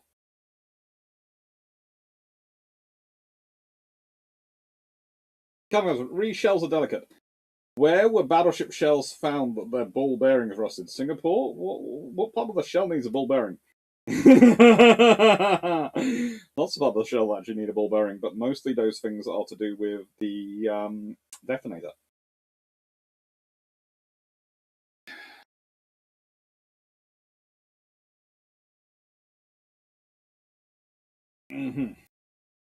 As a YouTuber, have you noticed a reduction in negative comments since the start of Russian invasion? Russia troll farm access to YouTube and social media now busy doing war propaganda instead. Mostly. It seems to have gone down a bit, but there again, there's always the ever popular. How can I put this politely so my little cousins who are watching don't detect what I'm saying? They probably will now work it out. But let's put it this way: the people who advertise extracurricular activities, if you're willing to pay for them, they have stayed about the same. But the people who just do negative comments to go rah rah rah. They have disappeared a bit.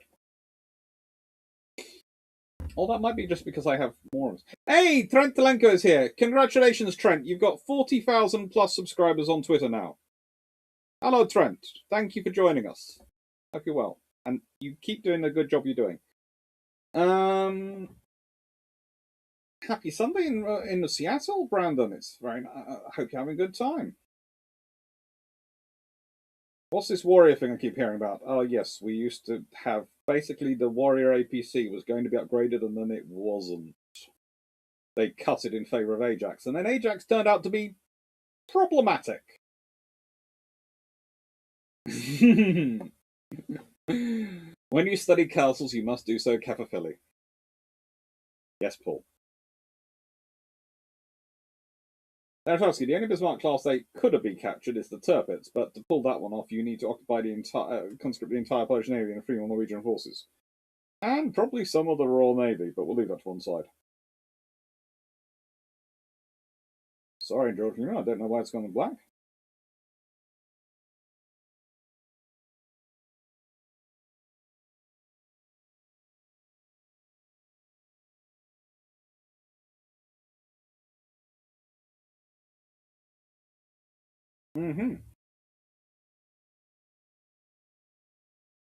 We are still planning out some details for the Canada trip. We have confirmed dates and we have the flights booked to Canada.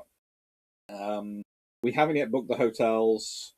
We haven't yet booked the dates of the flights between from Hamilton to Halifax, and sort of working those out.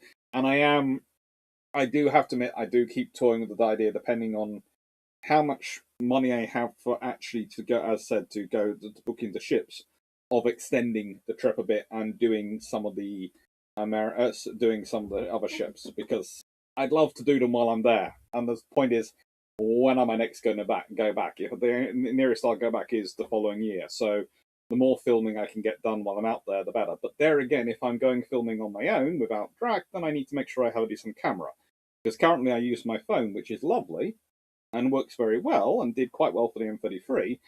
But if I'm going all the way to Canada for the film ships, then I probably need to do something slightly better.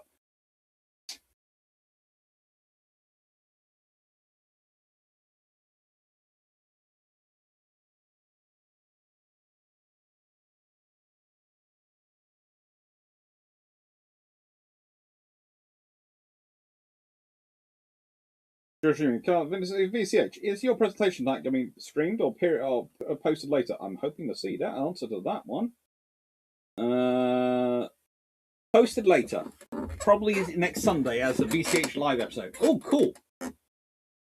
I look forward to that.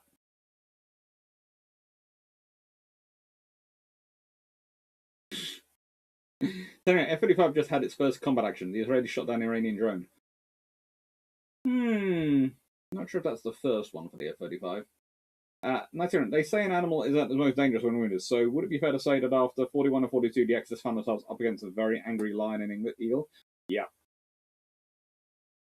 Then, what was Operation Mincemeat? Well, there were actually two. One was a mine-laying operation.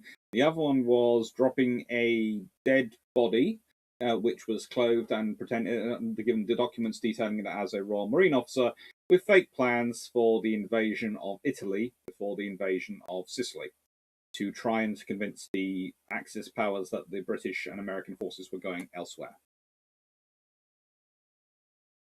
Trent Clarke, how's your DD book, Destroyer book, selling? Has the publisher sent any numbers yet? Nope. So I'm hoping it's still selling well, and I'm hoping it's popular. But I have to admit, I've stopped looking at the comments on Amazon because most of the people who don't like it, and I can understand them because it's going to sound strange.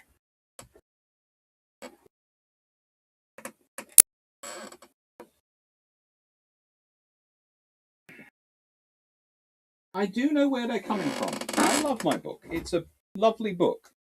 And it's called Tribals, Battles, and Darings, The Genesis of the Modern Destroyer. And some people have read it and thought that this means it's a class history of the Free. And it's not a class history of the Free. It's about the modern destroyer. And in many ways, I wonder if the things should have been flipped around. It should be the Genesis of the Modern Destroyer and then Tribals, Battles, and Daring classes. But below that. But the thing is, it's about the modern destroyer. It's about where it comes from in Tribals, Battles, and Darings and how they evolve into it. And most people's critiques seem to be it's not a class history of the Free. Honestly, I want to reply to them and say, look, I understand it wasn't supposed to be that, and I'm sorry you're upset, but there's also part of me going, well, that's it. If you read the introduction, if you read the whole book, the whole press, that's the whole thing it says. It's not, so I don't know.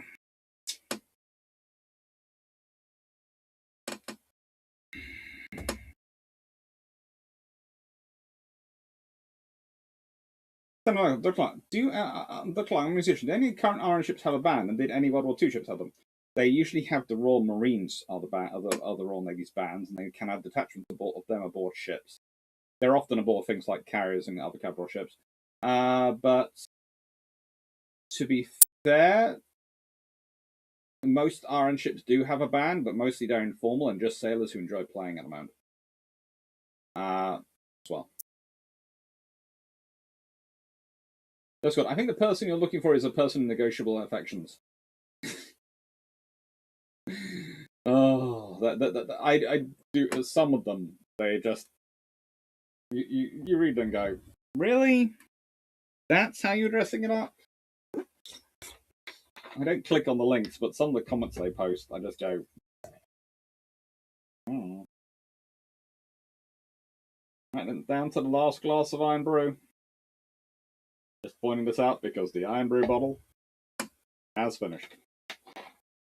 Our universal metric measurement of time. How much Iron Brew do I have left?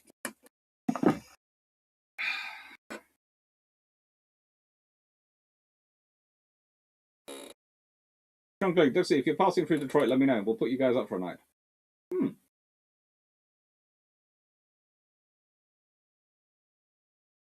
Mostly, I think we'll be staying in the Hamilton area because of Canada, because it seems it's quite so easy to get to our things from there. It seems to be nicely located to go this way to go to those ships and this way to go to those ships.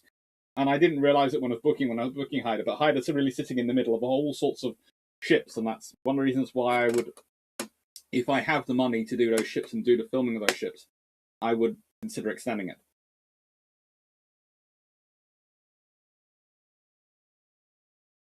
Finish cut VCH. Sony ZV-1 is a great camera under $800 US. Auto stabilizing gives good sharp pictures regardless of the lighting. Yeah, I'm not sure how much my budget's going to be for a carrier as well, especially if I have to do the thing which I might be able to do, which is buy a new washer dryer for home. I'm currently looking at ours and going, Admittedly, that'll be a joint purchase, but yeah.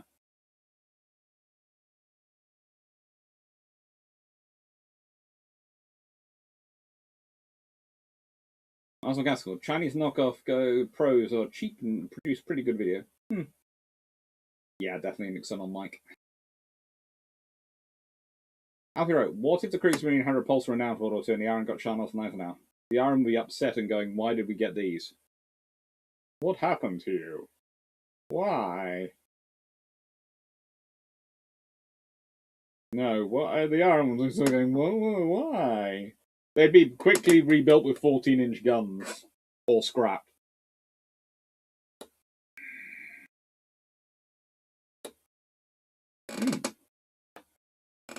This round, when did wooden barring become phased out navies and replace metal ones? Ooh, Lord. That one. Not assuming. Didn't they drop that body in Spain? Yes, they did from Mincemeat.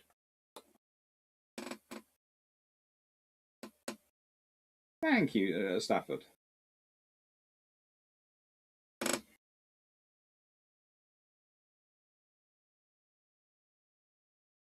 Have they ever identified the body that stood in such? No. There are all sorts of theories about that body, but no one's really identified who it could have been. It was. It could be worse. It could be like some of the railway titles, which repeat the same assumptions, which have been disproved years ago.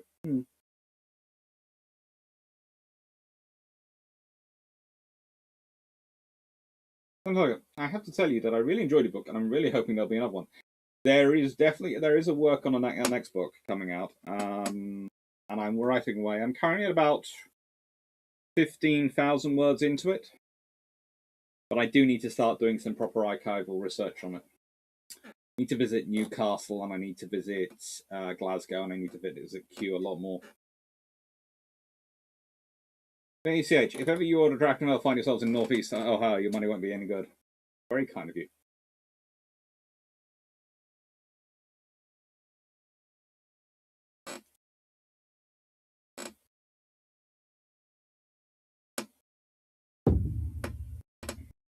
Georgine, USS Arizona's band was in the Pearl Harbor band competition going on during the week of the 6th to 7th December 1991, and the finals against USS Pennsylvania, which would have been the evening on 7th December.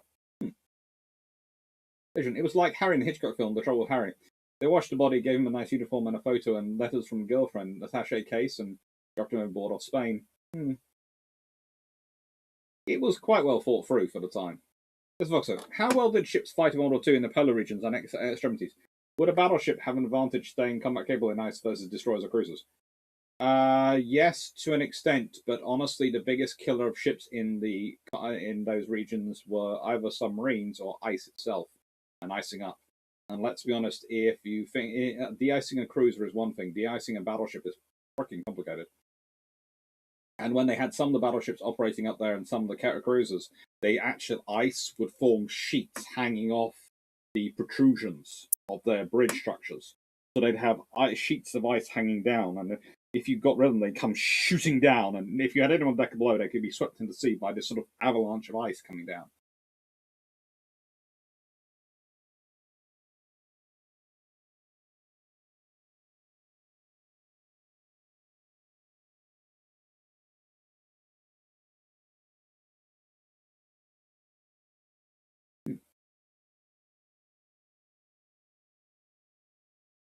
Thank you, Razak. Yeah, the book is very interesting forward. However, if readers want a class history of each of these classes, they'll be looking for further free books, rather repetitive. That's the problem I ran into. Did the Sharnos have machineries baffling the fusions? Yes. The organs.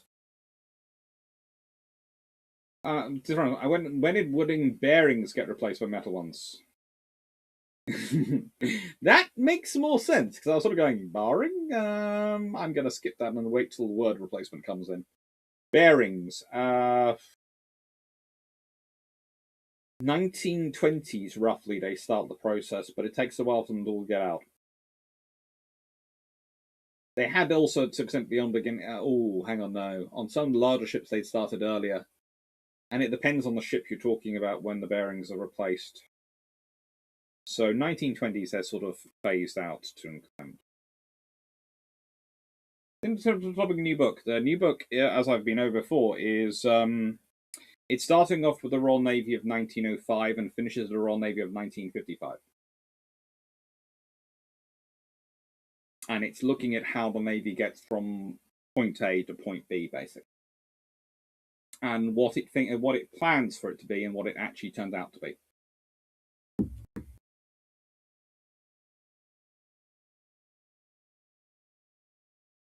Excuse me a second.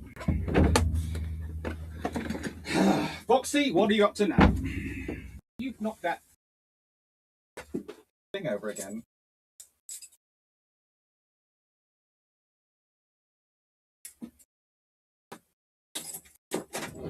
Seriously, you're looking like a dog.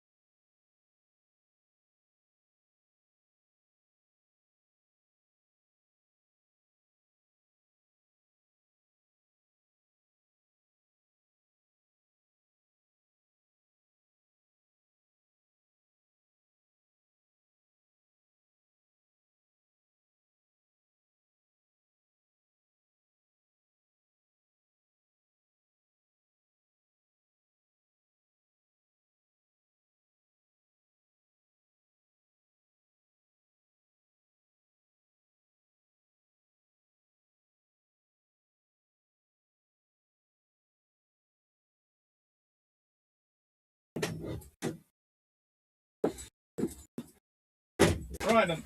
Well, this time, had it knocked over the bench. I managed to get on the bench. I think she's decided the bench is her seat. I don't know.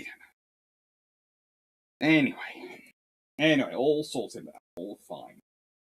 Left her happily sitting on the bench. Sitting on the bench.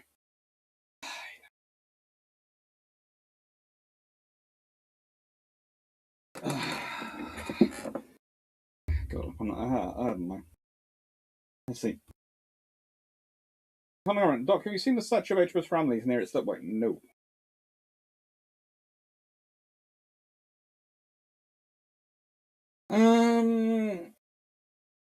Great Knights of Ground. Does Hitler thinking Bismarck should have gone after Prince of Wales, how he failed on naval warfare, or should have gone after naval to show how he failed naval warfare, as you have 2 very angry heavy crews behind you and 6 angry utility destroyers ahead of them? Honestly,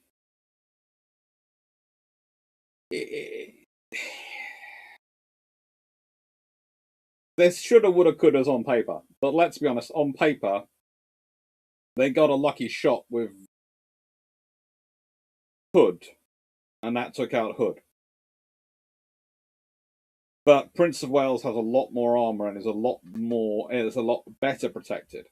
And yeah, she's having troubles, but her guns only need to work long enough for those for her to get involved. And if they kept fighting, then the cruisers would have come in, and that would have dealt with Prince Jürgen.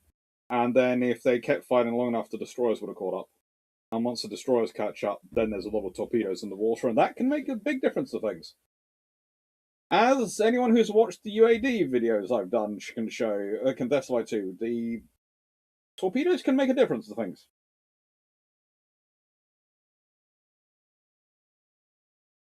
Minor reactions. For high quality footage with fantastic low light performance, the Sony A7 range are good cameras. I'm going to look into it. It's one of those things. There's a level at which if I have enough money that I'm doing more ships and I'm doing maybe, am I doing them on my own? Am I doing them with Drac? Is he there, or is he going off on himself? And therefore I need to be able to keep a level of quality of footage.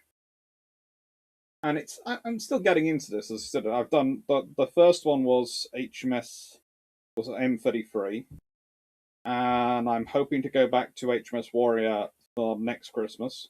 So I'm hoping to go to Warrior in September and do some recording there in September, October time. And then I'm also hoping to do Cutty Sark this year. I've got friends booked in to be the camera crews for both of those. And then I'm going, of course, to Canada to see Haida, see Sackville, and hopefully a few other things. So it's going to be an interesting year for recording.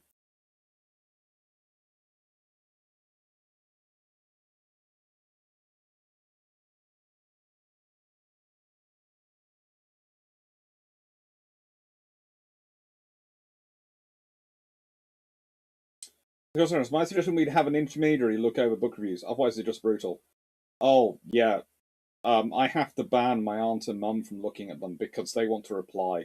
If you say anything nasty on my book reviews, my aunt and mum are both sitting there going, and I'm going, no, you don't, back. And I've got cousins who are trying to hunt down the people's locations. I'm going, no, this is not what we do. Much as I might be tempted by it, we don't do that. People are allowed their opinions. Nice.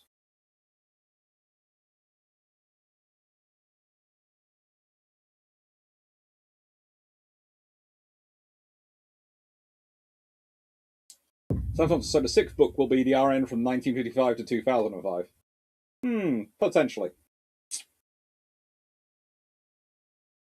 Or 1956 to 2006. I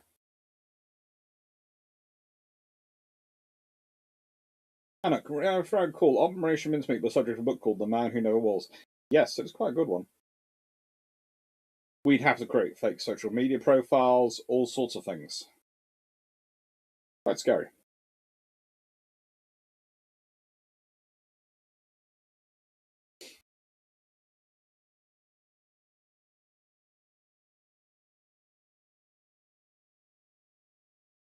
Yes, don't worry.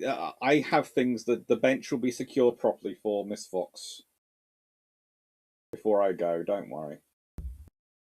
It'll be secured properly before I go away at Easter for Justin Craig. This Fox. So why did the RN name a tribal class destroyer HMS Cossack and HMS Tarda? The others had names from native tribes who were in the Empire. As far as I know, the Pontic Steppe and the Great Steep were never British. No, but they were communist. Those were traditional names also in the Royal Navy for tribes to be named after. And the idea was that they would visit them as part of goodwill visits to also wind up Stalin and basically the Soviet Union. Marga, Foxy's definitely trying to get adopted. She's trying for something. She likes our garden.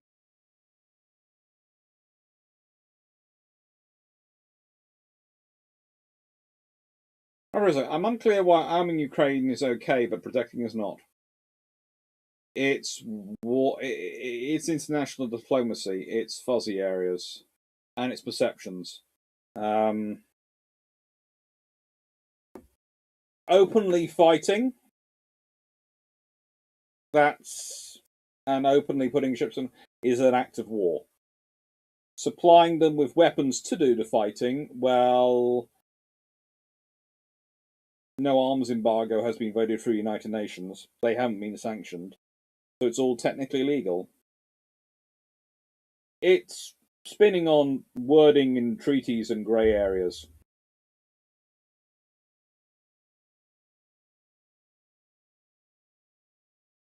How successful would RN be in the Napoleonic War if they had rear loading cannons? If they managed to have them working successfully, so that so they could do it without keep rolling the cannon backwards and forwards, they could roll them out to fire them and just keep loading them in position. Then that would be very much better. Of course, much better. But they'd have to do it in a way which was safe and didn't blow up the ship. So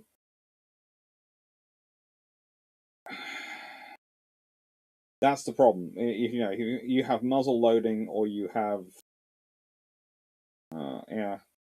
muzzle loading cannon is the norm because that's what the metallurgy level is at that point. Breech loading cannon, if you could make a breech loading cannon in Napoleonic Wars, it would be great and would be very useful, and it would increase your rate of fire dramatically, and probably your accuracy as well, because you wouldn't keep having to move the gun and back and forwards.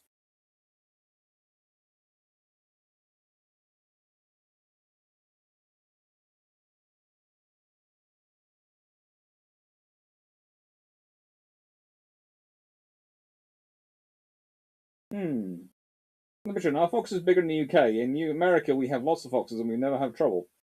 Turkeys wander around, occasional deer. The groundhog is most attractive. Leaks elastic gas tanks. Oh, not really.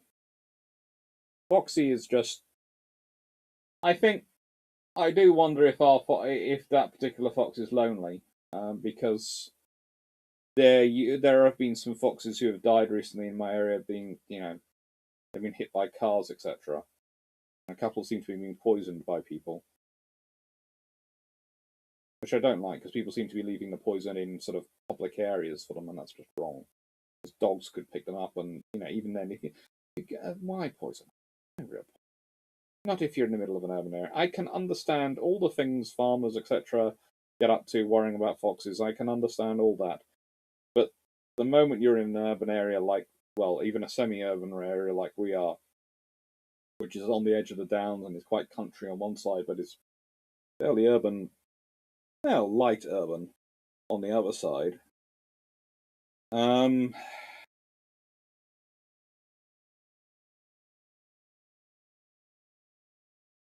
I don't know. Dr. Clarke, when do you start saving up for the trip to HMS Vampire?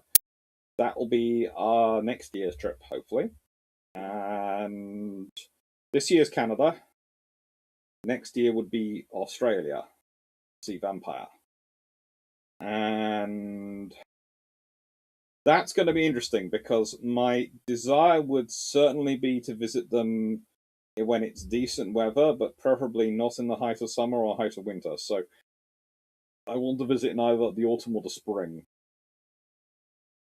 And remembering their summer is our winter, and their spring is their autumn is our spring, I would probably be trying to get there in sort of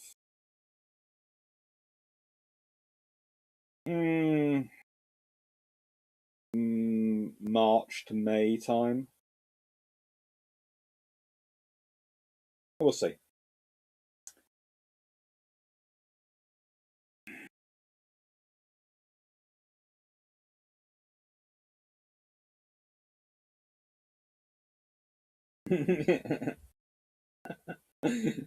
Oh, right. Like I say, the family are allowed to read the review I post on Amazon. Okay, we'll let them read that one. But no, I'm trying to keep them away from the reviews at the moment. They're getting, very protective. I know Napoleon, right? A nice eatery breach loader sort of RN. Nothing but Napoleon's nice breech loaders for our own, but nothing but toothpicks left of the French Navy. And it would be interesting. Nice, Aaron. Would 16 Type 26 be a more logical number to get? We're currently buying 8. The numbers I would go with would be 9, 12, and probably 18. That's using the rule of 3 for easy generation numbers, but remember, the more you get, the more you have probably available. And 18 was supposed to be the original number for Type 23s.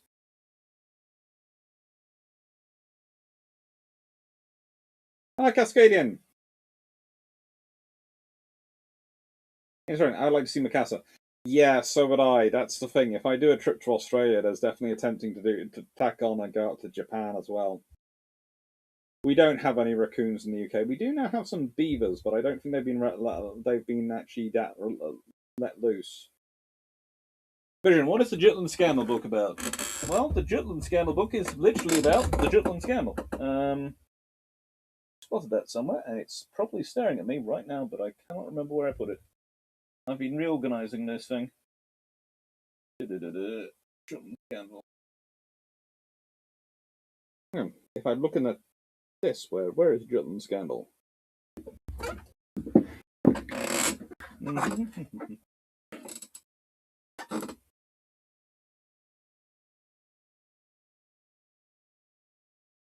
Nope, can't spot it. I have Task Force 58 here.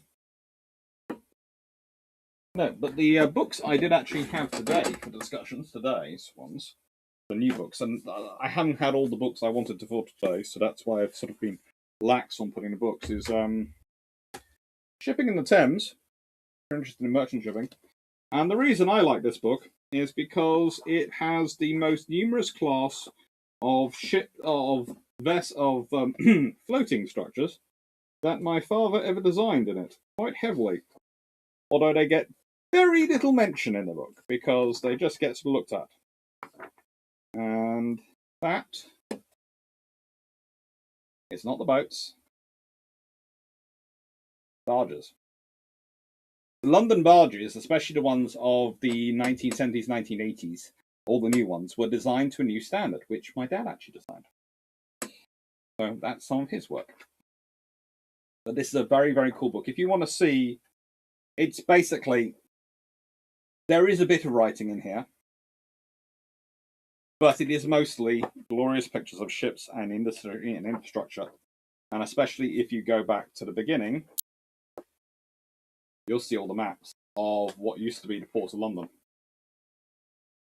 It is a lovely, lovely book. It's not. There is a little bit of writing in it, and what's writing in here is very good. But this book is shipping on the Thames, the Port of London during the 1940s to 1980s, and it is basically a gorgeous picture book. It is the sort of book, if you put on your table, anyone who picks it up will sit there going, "Ooh, pretty ship pictures, pretty ship pictures, pretty ship pictures, pretty ship pictures."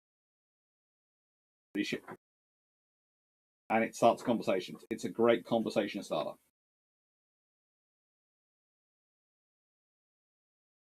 It's quite cool. And yeah, where is the Jutland scandal?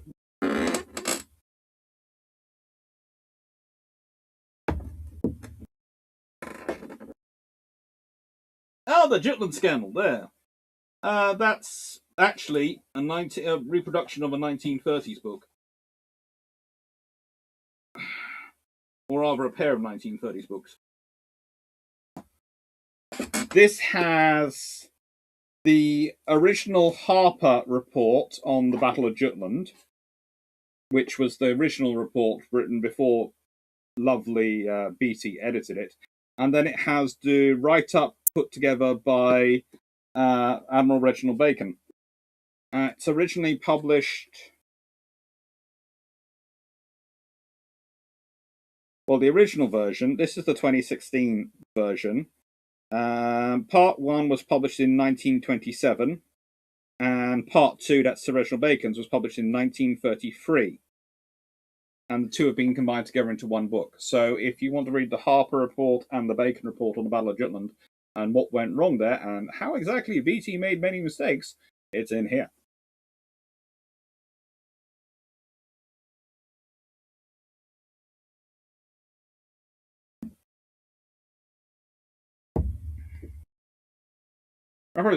So after you grab Hyder and Jamie gets Uzmo, what do you grab for Drac? Drac would like any American battleship. I think, honestly, I am sort of wondering how he's off to visit Texas at some point, and I'm honestly wondering if he's going to bring Texas back.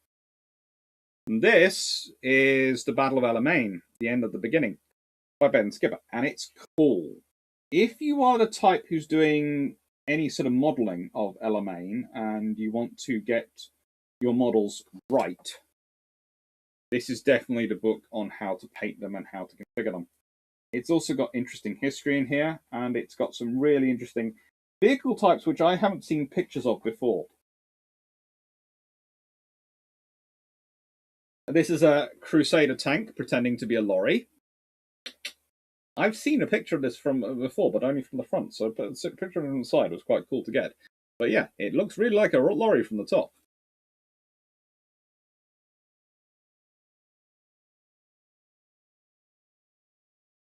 And please notice this important thing here on the picture above it.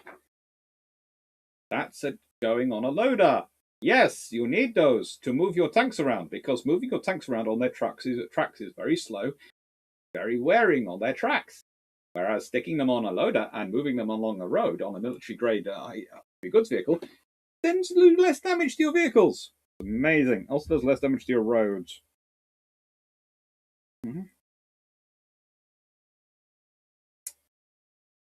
25-pounder on the move.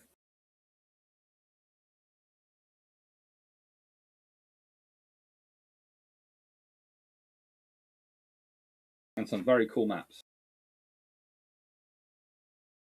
It's quite a nice book.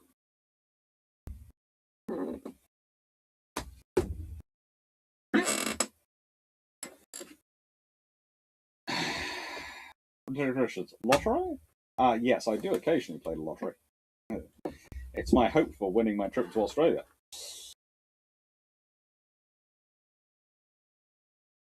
Something like people really need to read the instruction. Assuming they're accurate, they tell you what kind of book you're buying.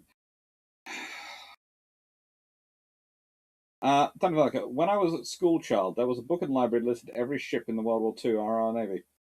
I had it out of the library so many times, the librarian sold it to me for 5p. Cool. Any idea what that book was? It was blue. I haven't got some books like that, but I'm not sure which one it specifically would be. James? James was blue. There's also Brassey's. Brassey's had a special on World War II, on the Royal Navy in World War II, which was blue, like the rest of their books. And so did James.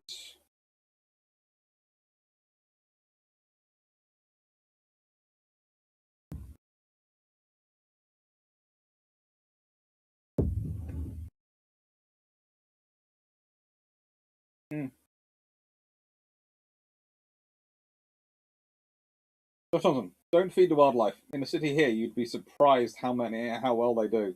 There are raccoons larger than Zebedee, as at my brother's condo. Not surprised.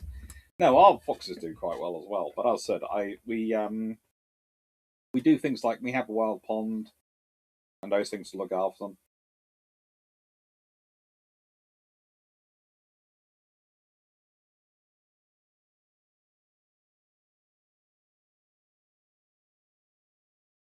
Is it really fair to compare Holland to Beatty? Would Jellicoe, if he was in Toby's place, charge a change of formation leading up to Denmark's raid? No. No, and Holland shouldn't be compared to Beatty. He had a nice idea. If he'd actually done the night strike he wanted, the night attack he wanted, it could have been very interesting. George, not to mention tank engines have operating lifespans. Oh, yes, they do.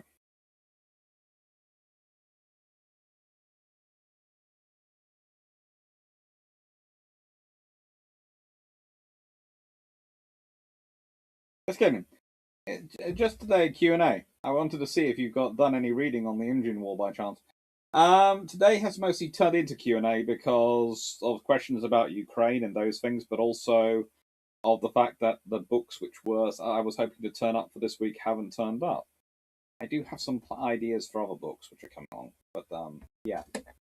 And I do have ideas for next week, but it's one of those things. I was expecting books to arrive, and I should have probably spent today reconfiguring books, but as said at the beginning, I spent the day going through Warhammer 40k to try and figure out what ships of the Space Marines could be described as cruisers. Or alternatively, the other spacefaring nations, races could be described as cruisers. It's an interesting question. Bryce did the Gold Standard Tribals. Did anyone do class histories on Battles and Darings? There have been class histories on the Battles and Darings. As I said, there are class histories for those ships. Some very good ones. And they're all referenced. If you go to the bibliography of my book, you'll find all the class history sitting in there.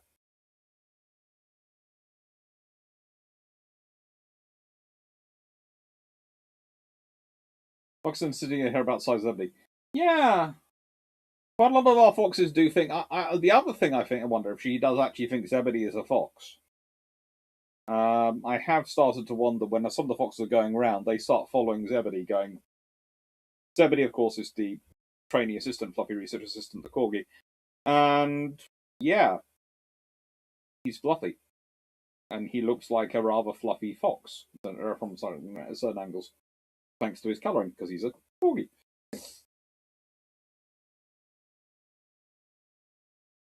Holland didn't have the right tool for the job, and he and his crew paid the ultimate price. You fight the war with what you have, fight battles with what you have available. Hood was available.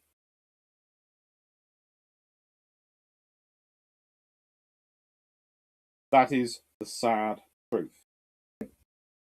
Would the RN have preferred to fight the battle with Nelson and Rodney? Yes, they would have done. But Nelson and Rodney had not been designed to catch a ship like Bismarck because they weren't fast battleships. Because the Royal Navy designing period where they could build 2 ships with 16-inch guns, so they made them as big and powerful and as heavily armoured and survivable as they possibly could. So when Rodney does eventually catch up with Bismarck, it's basically a case of, come at me. You're not going to even scratch my paint. That's the point of them. They are the mighty hammer blows. Someone asked me earlier, were they able to be used as the mighty hammers? Yes, that's what they were. But the trouble is, the war they're designed to be mighty hammers in is is looking back at refighting World War One. By World War Two, the speed, a little less armor, a little more speed, would have made them far more useful ships.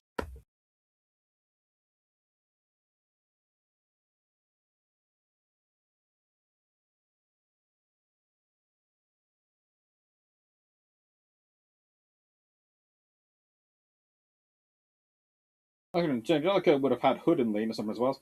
I think in the night, I often think, and Tovey I think did consider this, is whether or not it should have been pair up King George V and Prince of Wales. Because if you paired up KGV with Prince of Wales, and you kept Rodney and Hood together, then you'd have balanced things out a bit. But they didn't, because that wasn't the decision made at the time, because of the availability and the various speeds of where to get things through, and they made the best decision they could at the time. It's not a good decision, but this is a trouble again when we look back with hindsight and 2020 vision of that affords us. You can only go with, well, we know what happened. Woohoo! That's good. But you could also put on the other foot of what happens if Hood gets a 15-inch golden BB. If Hood's 15-inch shell somehow penetrates the forward magazine of Bismarck and blows her sky high, then we'd be talking about a completely different take on the battle. This is the thing I often ask people to do with lessons and when they're talking about things. Spin it round. Instead of you getting sunk, what the lessons you take from it if you sink your opponent? If you don't like something, before you do something, work out whether you'd like your opponents doing it. Anything you do sets precedent and can be done back to you, so work it out that way. Never do something to others that you wouldn't know, that you would. How do I put this? In war, there's no choice. You wouldn't like any of it done back to you. But never do something which is something you would, under no circumstance, like done back to you. Because you set the precedent.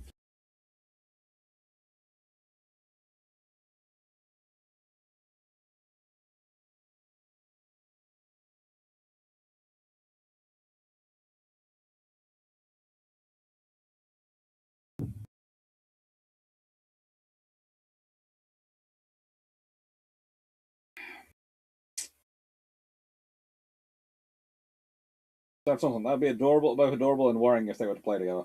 Probably. Colin Cameron, Doc, until recently, bus and multiple running on World War II tank and truck engines. Cool. And on holiday there, my grandfather, former bus driver and marine driver, asked does he recognise the sound. What would Bismarck do against ships with 20-inch armour? Try. Rapid Raceback. So I'm trying to maximise the number of books I can put on shelves and minimise stress. Should I arrange them standing on spines or flat? Spines, but make sure you have the shelves supported.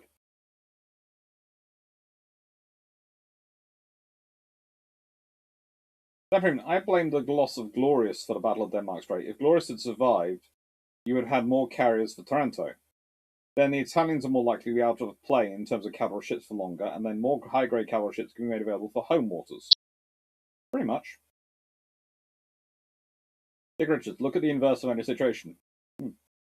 Well, so your example of a reverse Denmark Strait result happened to me in Atlantic Fleet. Hood hits Bismarck magazine after about 4 salvos. Ouch. Jürgen doesn't last long if that is obvious if Bismarck gets golden BD'd. Yep.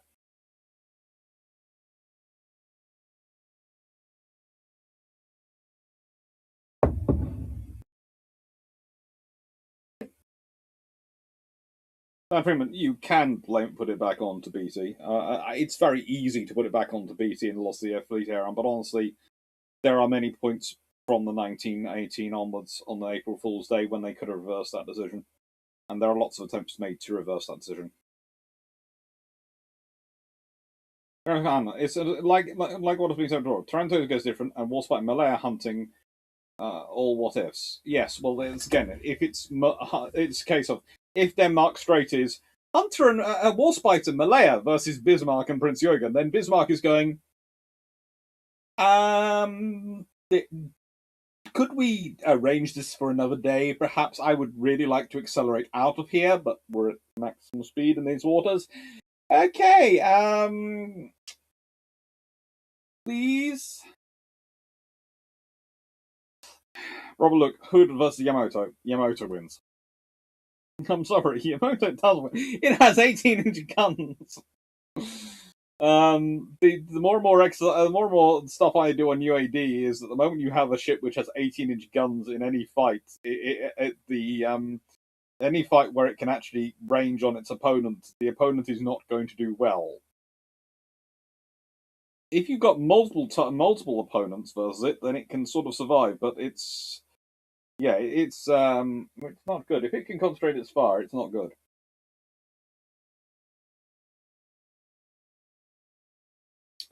Right then. It's 10 o'clock. I'd better wander in and put doggies to sleep. So, I'm going to say thank you very much, everyone. Thank you very much for all the super chats. That's been. I always get amazed when I get super chats. It's going to sound strange. I do not expect them. It's like the generosity that's been shown on the Canada trip. I just don't expect it. So thank you ever so much for that. I will be putting up the patron suggestions and sending them to a vote. They will go up, or the patron vote will go live tomorrow with all the various suggestions which are there, which are quite a lot, and there's been actually some added while we've been live. We are now up, we've gone from 16 to 18, so that means 2 have been added in. We have had from Wayne Borian, 1939 Destroyer Doctrine between the combatant navies. How was based on operational experience, and who learned from that experience is best. And Wayne Borian, comment on design roles of Thunderbirds 1 to 5. Do they suit their putative roles? And what changes would you make? This is about the 60s version only. Oh, that one's going into the vote. That one's going into the vote, definitely. If I'm going to do the Thunderbirds, I will do the Thunderbirds. Oh, good lord. Me talking about fire. You see, the trouble is, in my world, I have problems with certain Thunderbirds in that I wonder if you actually needed them.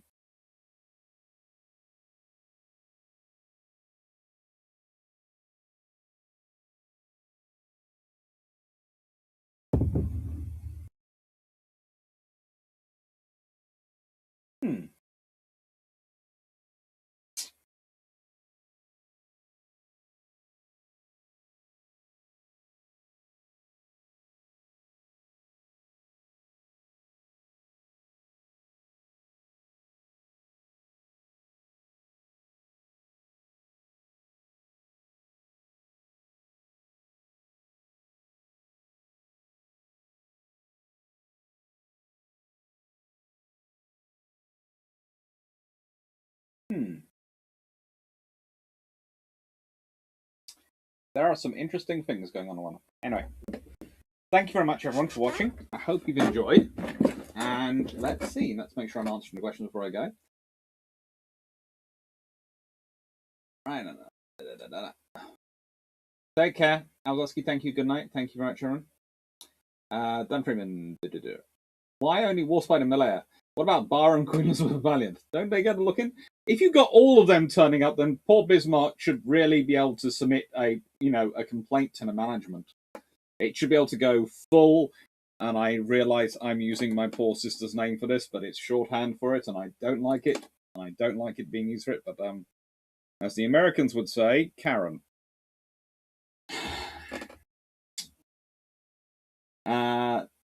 So many 15-inch guns. So little German cavalry should just read the lot too. Yeah. Goodbye, DG40. Thank you, Jack Ray. Goodbye. Thank you. Zaki, thank you. Rabbit, thank you very much. Thank you, Carl Gasbo. Thank you, John Shea. Thank you, 9681. Thank you, George Newman. Thank you, Christopher 9. Thank you, Budgate229. Thank you.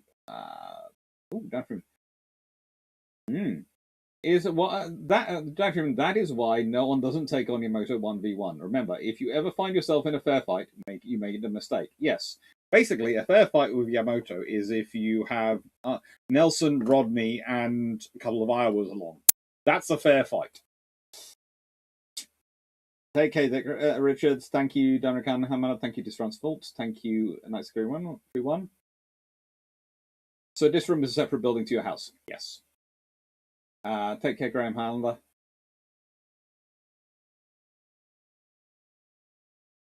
Oh. Good Lord. Finally, we had a troll turn up. A good spotting, Stafford. You dealt with that one.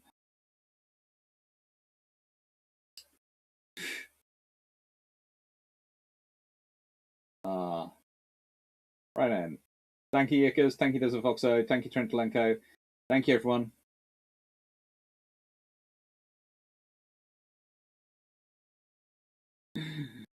Take care, Colin Cameron. Thank you, Paul Burswick. Thank you, everyone. Take care.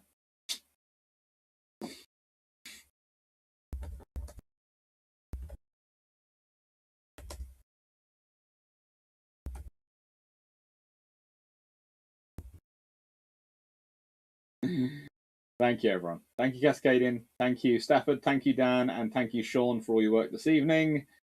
It's been fun. Thank you. Take care, everyone. And, by that clock, we are roughly 3 minutes off a full hour. So, yeah, I'll finish out the 4 hours. Let's answer, check any questions in the last couple of minutes. Because, it's wrong to disappear off when it's 2 minutes shy of a full 4 hours. Seems rather wrong. Right.